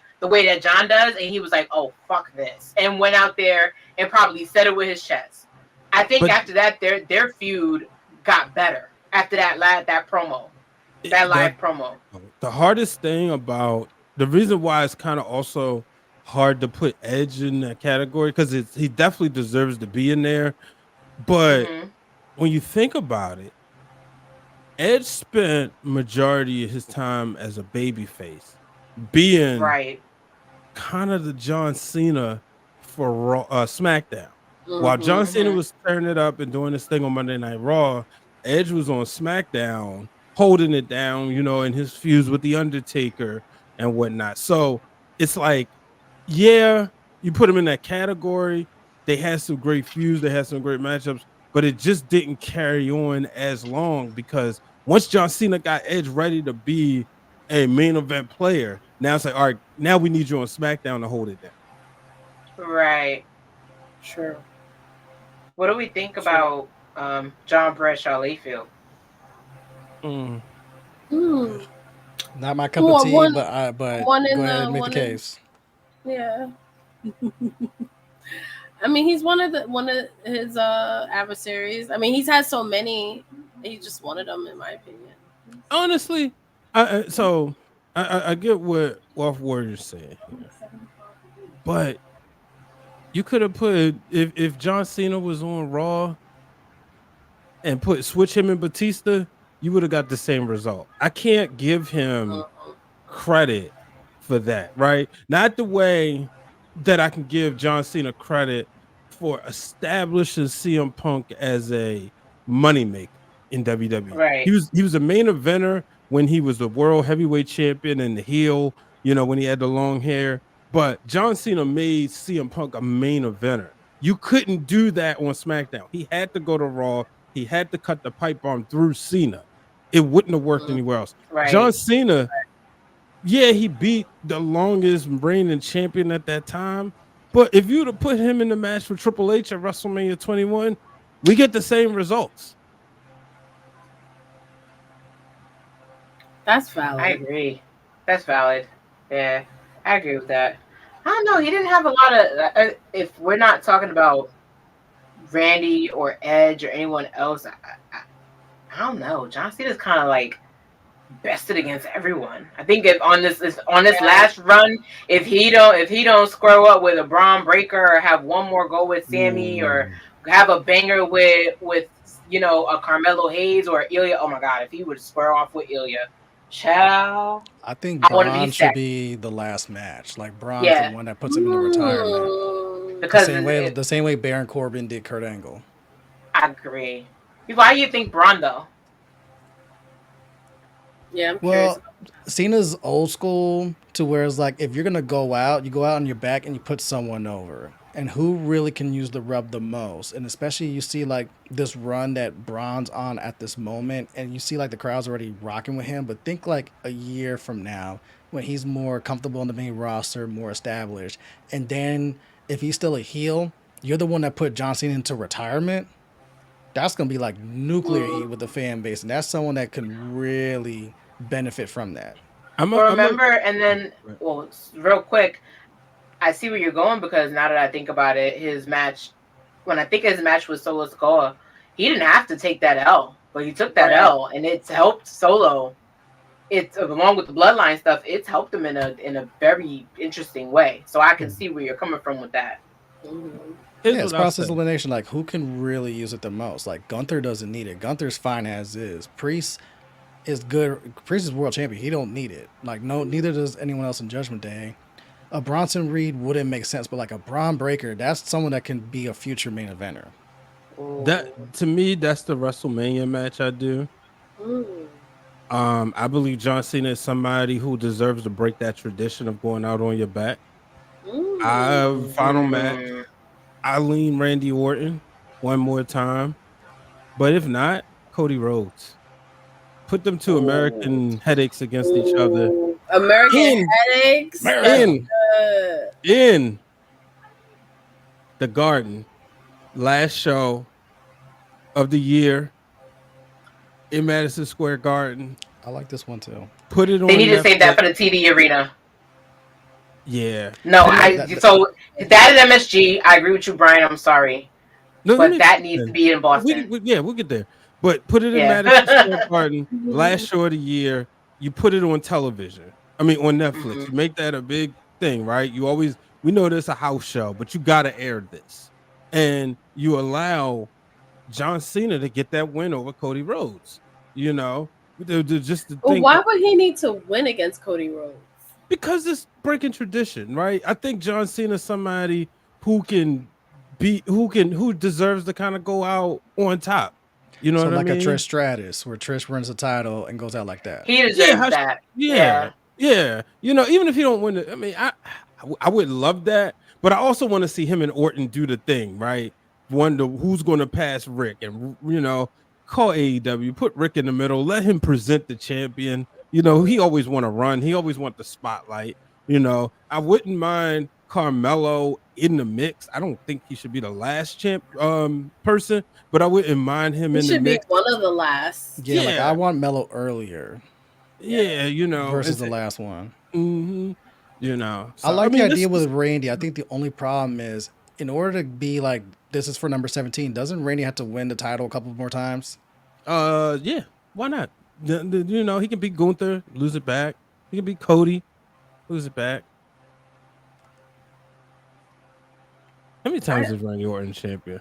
Randy, is he what? 14? I want to say 14. I think. So how many times has Cena been world champion? 16. Yeah, 16. They tied. Yeah, because he beat AJ to tie him. Okay. I feel like Melo in Boston would 14. Definitely be to SmackDown. Because what time? I forgot what age SmackDown turns this year. What was it? 2000? No, 90.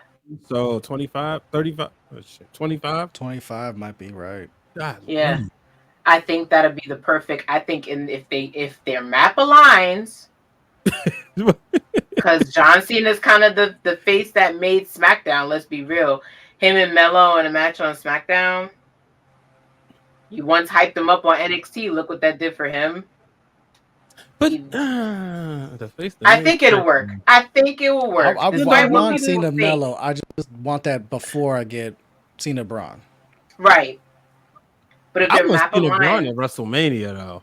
That's the thing. I want to see that. That's the thing. But do you really think they're gonna book that in in Vegas? You want that at a WrestleMania in Vegas? I think they're gonna give it to Randy. I mean, I wouldn't hate it. It's shout out to Ben. He because they would because let's be real, because like for example, right? You think about I didn't even get the full effect of Shawn Michaels and Undertaker, right? Like I you know, they joke about, you know, Coco, Shawn Michaels, and you know, Undertaker, and how that whole thing was like only like my uncles know what Shawn Michaels was really like, right? So my real first like care exposure is him coming back during that Ruthless Aggression Era into the and having that, like him, Triple H, and Undertaker having that back and forth where it was the last man standing and a Hell in a Cell and all that stuff. WrestleMania. That was my real first like ooh and ah. Besides what I seen in like old school tapes, like the ooh and ah. I'm like, all right, why do people care so much about them fighting at WrestleMania? I got to see that at WrestleMania, right?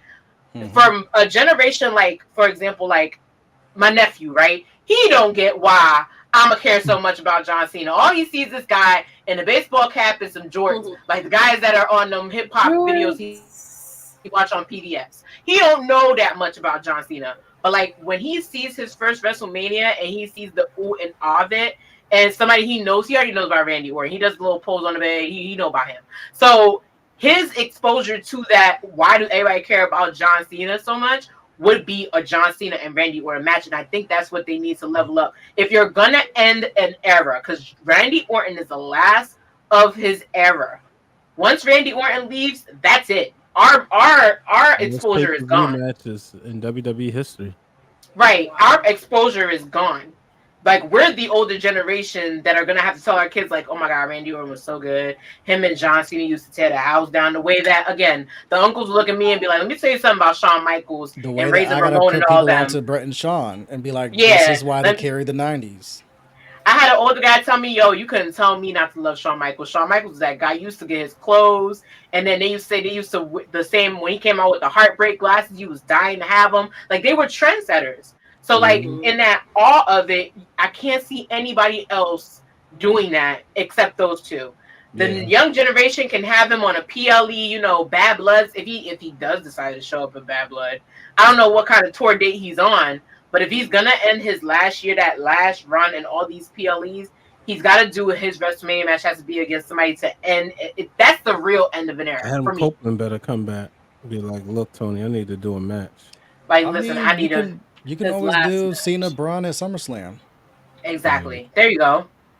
Like that would be the hottest thing. If Braun, I would put Braun Baker over in ways. If like Brock Lesnar gets to be the attraction, then let John Cena be that attraction for Braun Baker. Right. Do you guys, little Triv, who was? We got transitions now. Hold on a sec. Wait, I'm excited about this.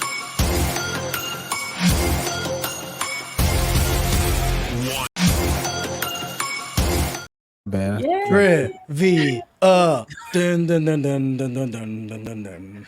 I don't know how easy this is, but do you guys know Cena's first opponent for his first WWE pay-per-view match? Brock Lesnar, WWE Backlash 03. Anyone else? I mean, is the historian right? Because goddamn, like no. Oh, he's not. Look at that, bro. You did all that to take a L. I ain't good. Wow. The type of class student you was. He's like, it's like an L. His first pay-per-view match. Anybody else? I'm going to guess Kurt Angle just because you started this shit with Kurt Angle. No. Okay. Seindole, no. His first pay-per-view match. I don't know. Fuck. I was gonna say I was almost about to say JBL, but I think I'm wrong. Take it, educate. All right, JBL. No, I think it's JBL. It's not JBL Judgment Day, because that's when they're damn. Yeah, then I'm off. It is Chris Jericho. Oh yeah. WWE Vengeance 2002. Even has tree got him first. On the Ruthless Aggression shorts. The Ruthless Aggression shorts.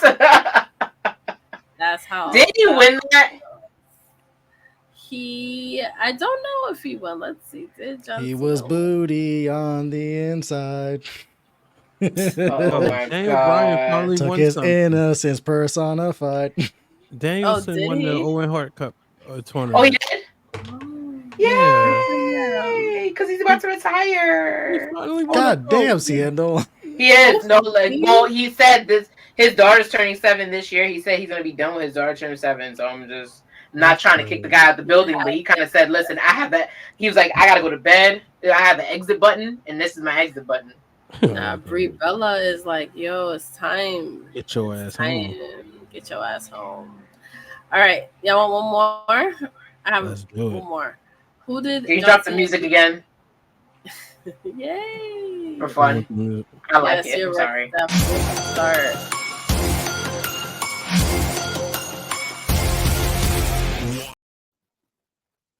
I love that music. Okay, so who I feel like did I'm on John Cena fire. beat to win his first world championship? You said who he beat to win his first world championship? Mm-hmm. Big Show and Edge at WrestleMania 25. That's a trick question. Anybody else? You said JBL? first championship. JBL, no? His first world championship. I was thinking about JBL. If it's wrong, it's wrong. No. Wait, world championship you said. Yes. Would you say, Justin? I said JBL. That is correct. You said world. Yeah. That was the first WWE championship, wasn't it? Yeah, but his first world heavyweight championship. I didn't say world heavyweight. Word I live. didn't say world she said- heavyweight. She said, I said she said who first. Cena beat to win his first world championship. That's all I said. I didn't specify which championship. Word live. This is based Thugonomics. With that big ass Home Depot chain around his neck. You know what? I respect that. Hey man, he Home pulled up to Depot WrestleMania 35 chain? with that shit, and Yes. I fucking lost it with the That Yankee thing goddamn that is throwback. thick. That's the chain you knock somebody out with. So I respect it. Yeah. And that master lock chain. I'm with it. Master Lock. Yo. Kango hats used to rock fucking all that shit. I'm telling you. What's your But- favorite John Cena look? but listen, like, would it I be used the to go- classic Jordan t-shirt. Like, Full what's up? disclaimer, I used to go to school.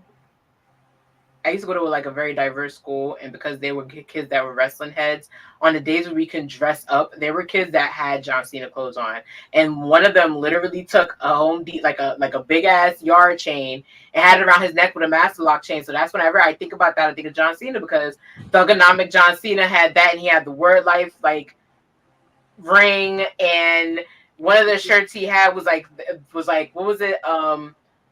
Thugonomics was like it almost looked like a Yankees outfit. I remember that. The only shirt that I know I had of John Cena's was the Rise Above Hate. I had that That's shirt. my favorite one because And I had you never can given up wear at some it. point, but somebody stole it. yeah, it didn't give off John Cena, like it didn't give off Right. you know what I mean, wrestling t-shirt. Everything know, else had his face on it. Yeah, I love the one, the Never Give Up shirt, the blue one, and the Rise Above Hate. And I had the blue Cena Nation shirt, but yeah, Oh, wait. it's the You know what's Rise Above crazy? Hate for me. And the You know video what's game crazy? shirt looks lit. You know what's crazy? Sure. I brought the Word Life one with it looked like kind of like a baseball, the baseball with the black, like what are those two torn shirts in baseball that they wear? That's like the one color, this color solid here. Yeah, the baseball But then this shirt. would be I know like what you're talking yeah, I had that too, and somebody and I lost that too. That was my fault. Actually, I'm wrong. I couldn't fit into it because I got fat. Do you But I love what that was shirt. that thing they was doing? It was the thing where it was like on digital currency that they was doing in 2021 where you had the Mario 3 shirt. What was that thing called? It's not worth nothing no more, but everybody thought it was gonna be like the next big thing. Crypto? Not crypto. Not crypto, something else. Bitcoin? Dog Oh, something. Dogecoin? Yeah, No, no. not Dogecoin? that. It No. wasn't that. It was like you buy a picture and it's supposed to be worth something or a Oh, moving picture. Not NIL. Is Something you- along the lines of that. Yeah, you know, Hold like, on, I'm looking it up now because I remember what you're talking about. because he had the Mario shirt, and you could only get it if you bid it on it. It was like the Super Mario Brothers 3. It was like apes and stuff. Yeah, wait. They get, and then because they were like taking pictures of money, and then they were worth something. They were kind of like online trading cards. Yeah, but I forgot what that thing was called. But yeah, that was shoot. I forgot I'm you. That was trying the to look only. it up. Yeah, that was the only way. You Oh, could get it. NFTs. That's the word. There you go. There you go. I had to think about it. I was like, it was monkey, nunky, and then I was like NFTs. I couldn't remember because the first NFT that sold that was like 1.2, like 1.2 million was like supposed to be the next big thing, and then yeah, and it was an ape. I'm gonna send it through the group chat. It was like a bored ape collection, and it was worth like millions. And people were like buying it up, and then come to find out they don't mean shit now. And I remember South Park, they was like Butters was an older person, so like his biggest thing in the future was he was put in jail because he was promoting NFTs, and they were like, no, NFTs is a pandemic thing. They're losing people's money. And then when he got out of prison, he convinced like 4 people to buy NFTs, and while they were buying NFTs, he would distract them and escape from jail, and then they would look up and they'd be like, my money, it was there, and now it's all gone. So that's how I remember what. Yeah. I could not think of that. Don't have brothers, by the way, because they make you watch South Park. Anyway, continue. Wow. But you just made it seem like people have a choice to have brothers. So you guys are talking about the shirts you rock.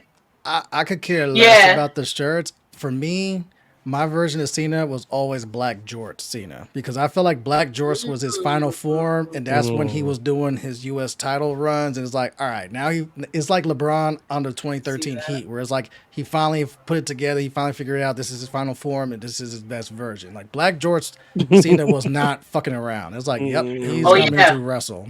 He ate in them Black George. Right, I didn't even realize that. You right. He said, "Oh, Justin this is finally my became real self." Yeah, I was like, I could cheer you now. Okay, yeah, he's rocking Black George. All you need is some like, black, some black forces, and you good. Now I'm with it. Just get some black forces, you good. Yo, you're like, you're part of the program now. I'm with it. Get them black uptowns. Go all the way. No. Did y'all listen to his music? Y'all had his albums? Yeah, on Spotify. I definitely have his album. What was the name of his one album, like his full-on studio album? My Time Is Now. Really? I should have called that shit Word Life. That is correct.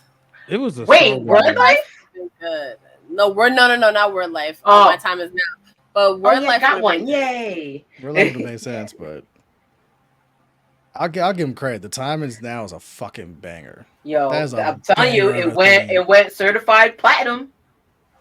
Especially that's the thing about him and Orton. Like their first themes was okay. They were good. They were solid. Could have lasted them. But their second themes was like just household staples. Yep. Yo, Jim Johnson had us eating good. We was at a buffet. Yeah. Very much so. Like from them, and then getting Motorhead to sing Triple H, and then literally there would never be another era. I'm sorry. Love Def Rebel, love what they trying to do, but there could never be another. I'm sorry. Like I just that's many cult classics. That Cena theme is excellent, especially where like one of my favorite skits of all time. You can look this up on YouTube. Is like the prank call when the radio station's prank calling this girl, and they use the John Cena's theme to like. Yeah, order this pay-per-view, and then like this girl consistently loses it. That by the end, she's just fucking cursing out the radio station because they keep playing John Cena's fucking theme music. It's the best shit ever. Go look this up on YouTube. I'm definitely look it up now. Sounds hilarious. What a night to celebrate Cena, man! I know it was way better than doing a Drew McIntyre appreciation night. Cause I'm thriving here. I'm sorry. And his name is John Cena. The loser. Drew's a loser. I'm definitely trying to. Who wins Money in the Bank and then fucking fails to cash in an hour later? A loser. Only a goddamn loving hip hop housewife of WWE could do that. Oh, he should have took. He should have Nobody See, told Jay. him that fateful night on December 23rd before Christmas to mind his own goddamn business and not interrupt CM Punk and wouldn't have had these problems. I'm just All he throwing had it to out do there. was Papa win the was a match and feeling go in the back. So stone. that Y'all is gonna be sick of all me. I'm gonna be on like, him. y'all gonna be sick of me. It's because of him and he's a loser. And we're moving on. Anyway, like Hey, I we said, I agree. celebrating tonight. We I celebrating the agree. goat. John Cena is a goat. All right, just like Natty is the boat. That's all I'm gonna say about that. Mhm. I like boat. No, 1,000%. I like I both just said a too. It boat. grew on me. It grew on me. I love it. Have we done a Natalia appreciation night yet? We need to. No. We need to absolutely do that one. I wanted to know from everyone in the VIP, everyone that came through in the comments, like, what are you guys gonna miss most about John Cena? What was your reaction when he announced that he was retiring? So, really quick, did you guys see that coming at all, or did you kind of like know his career was gonna wind down? I think a formal announcement was a little jarring for me. So I kind of felt it. I felt what he was doing when he showed up at NXT. Like you literally you involved yourself in a match where people have looked at two of the people in it and were like, these are future Hall of Famers. And like it could have been anybody. You could have had anybody's back. But for you to have Carmelo his back, I don't know if it was a Boston connection or whether it's because listen, you saw someone who was just as hungry as you. I felt like him going out of NXT even for that brief moment to do that. I was like, I feel like even with him coming back at WrestleMania for the brief moment that he did, I felt it coming because he probably looked at that locker room and he's seen one way of the locker room, and then now he's seeing a new way of the locker room. He sees what Triple H is trying to do. He knows every person knows that before they retire is because they feel like they don't have what they've done is enough and they don't have purpose that much anymore. They've inspired, they've worked, they've hustled. When people retire from a job, that means they're done. I think he sees that everything he's built because now he's going into a locker room full of people that say, I used to watch you, man, and I respect you. I think once you hear that enough, you're kind of like, you know what? I think this is it. And I think he's heard that enough. Like Kevin Owens has literally gone on record and say, this is somebody I looked up to. You know, Matt Riddle, I've looked up to him. The list of wrestlers goes on and on who could literally be like, yo, I looked up to John Cena. And now he's the reason why I do this. I think once you hear that enough, you're like, yeah, I'm good. And selflessly at that, because there are some people who hear that and they're like, oh, so that means you want to match tomorrow? Like selflessly, I saw it coming when I saw him. I saw all those little things happen. Mm-hmm. And then like on top of that, like his acting career is thriving. He's getting paid to do, I think, another action movie series. Yep.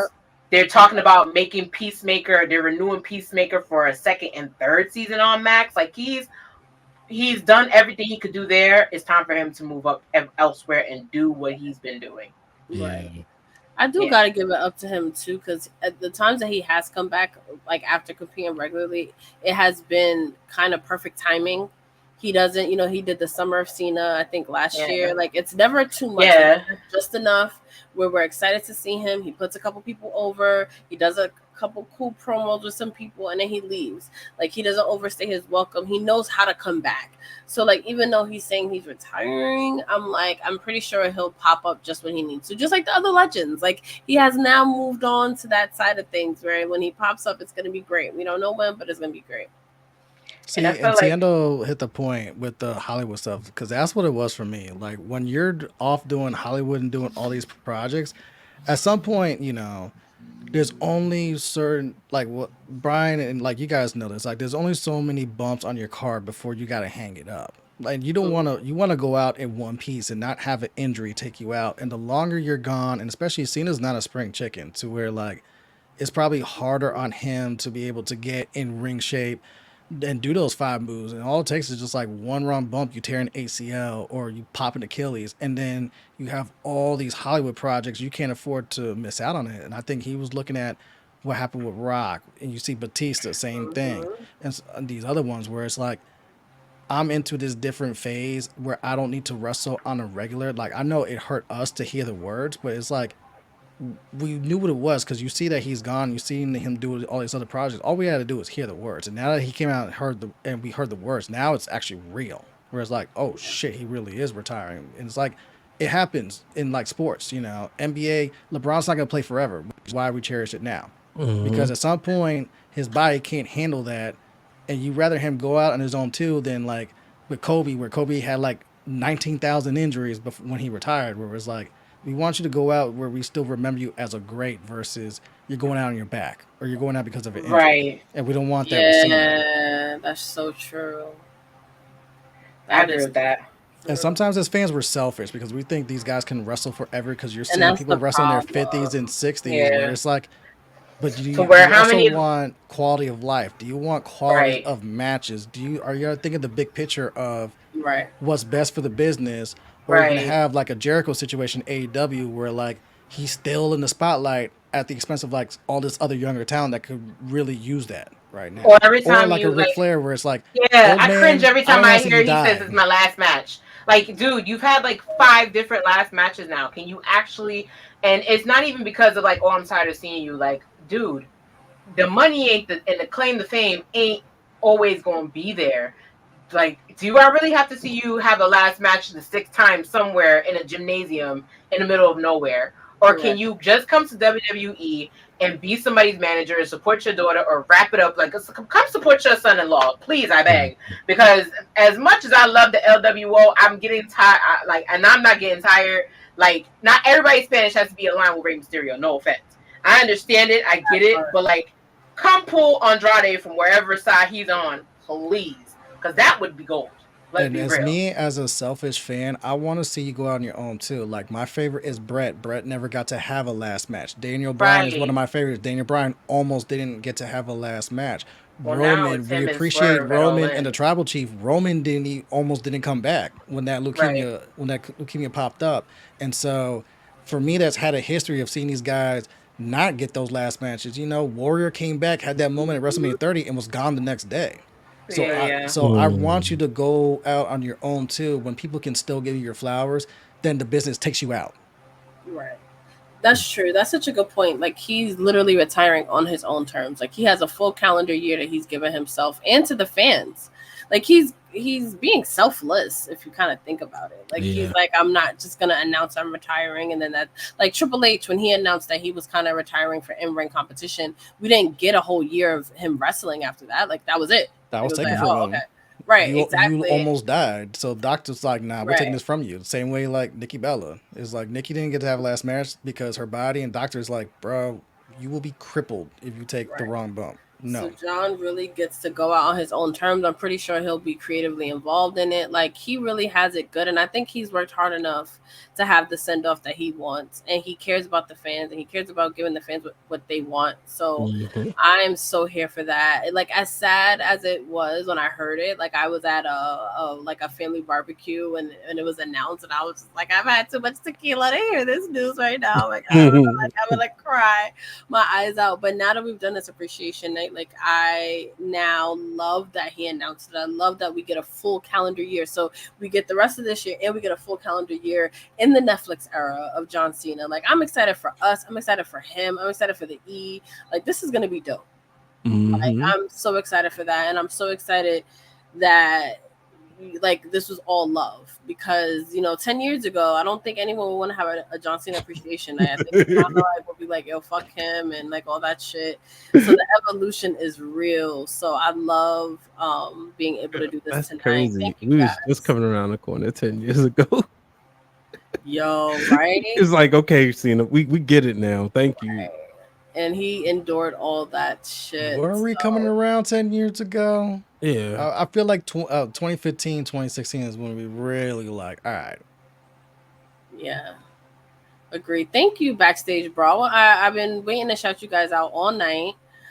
Family, I know we love y'all. We love everything y'all been doing. I know I'm gonna hopefully see most of y'all at Jobber Slam. Quick little Jobber Slam plug. Jobber Tears Battle Club Pro show of the summer, August 24th. 24th. I got the date locked and loaded because I'm not missing it this time. Yeah, it's gonna be fun. I'm so hype about it. I'll scoop you and drive up. Fuck I'm hype. I ain't missing. I'm hype. I can't wait. Big announcement coming up from me personally. I Yeah, remember mine says you a lot. hinting at it, and now I'm even more excited to see what ends up happening. So yeah, shout out to Backstage Bro. We love y'all.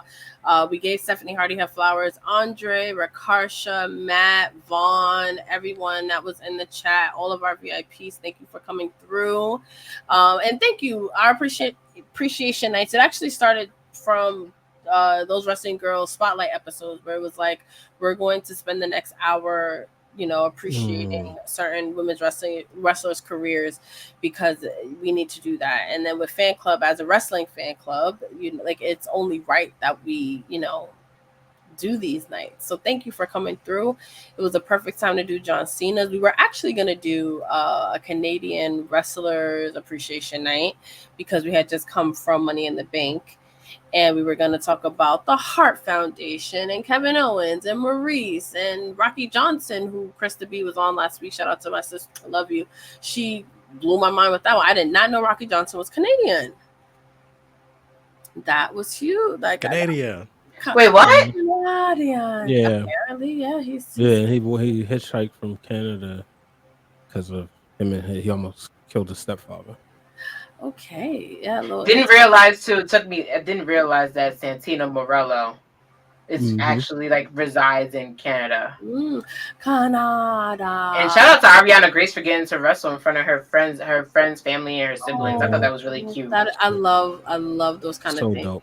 It really is dope. And Steph, I really do wish New York was closer so that you can come to everything.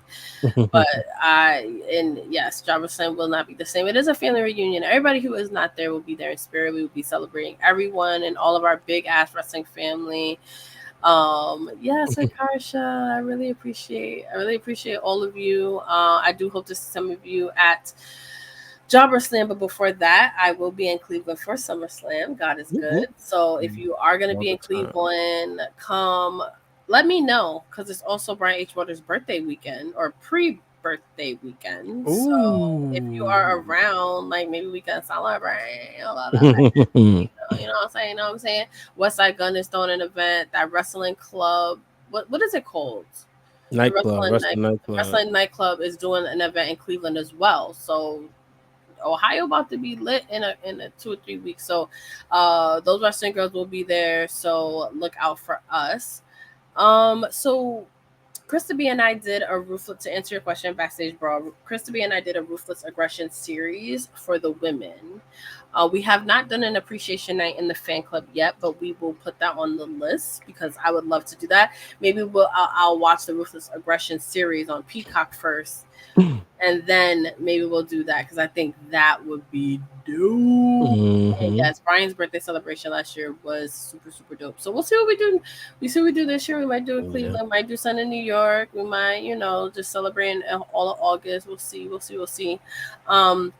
Thank you, crew, for joining me again for another edition of TWG Fan Club. Those that are new to the fan club, we are here every Wednesday around 7 p.m. on Those Wrestling Girls Twitch. So make sure you follow Those Wrestling Girls on all social media platforms and subscribe to our YouTube channel and our Patreon. Where can everybody find the crew? Find me on all social media platforms at It's Justin Rich. You can find me here live, Those Wrestling Girls Twitch channel, Wednesday nights for TWG Fan Club. Myself and these three beautiful, amazing, intelligent co-hosts of mine that love us some John Cena. You can catch me Tuesday nights, Twitter Spaces on Black Wrestling's handle for Turnbuckle Talk, aka The Buckle, myself, Mimi, and Corey, where we talk all things wrestling. You can catch me from time to time on True Heel Heat Sports and True Heel Heat Wrestling, both of the channels located on YouTube, where you talk sports, wrestling, all that fun stuff. Also, Sunday nights, you may be seeing me pop up on their feed for a little House of the Dragon watch-along recap. A lot to digest after this last episode. We here, we outside, we active. John Cena, I salute you, and yes, I can see you. I love that. All right, you can find me at Brian H. Waters on all social media platforms. You can check me out tonight, Wrestling Around Now podcast. When I looked at the title, it said Roman Reigns returns at SummerSlam. So apparently Roman Reigns returns at SummerSlam. Tune in tonight to find out. Also check out Breaking Through Glass Ceilings on YouTube or wherever you get your podcast from. And for those who don't know, Spotify just rolled out a comment section. So go on your favorite podcast, drop the comments. Check me out, Ring of Wrestling Show. Be sure to tune into the Masked Man tomorrow. Can't reveal the guest, but I promise you it will be entertaining. And yeah, that's it. Dope. Oh, yeah, Jeez, okay. Sorry, I think you have more than that. Per usual, it's your honorary wrestling girl, Seindole. You can catch me if I'm not here with the 3 best friends that anybody can have on a hot summer night. You can also catch me every Tuesday before NXT. Yes, that is before, not after NXT, at 6:15 on the dot for a awesome episode of Watch What Happens NXT.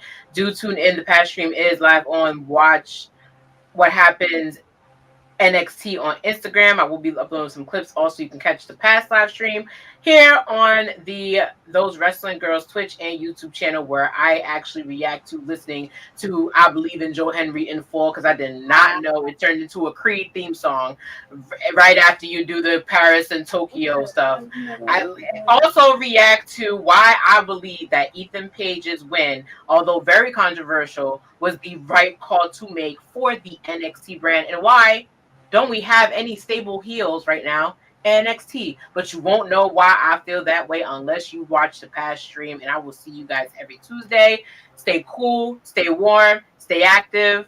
Love you guys. See y'all at Jobber Slam. Big announcement coming up soon. Yeah. And we will see everybody next week. I believe in Justin Rich.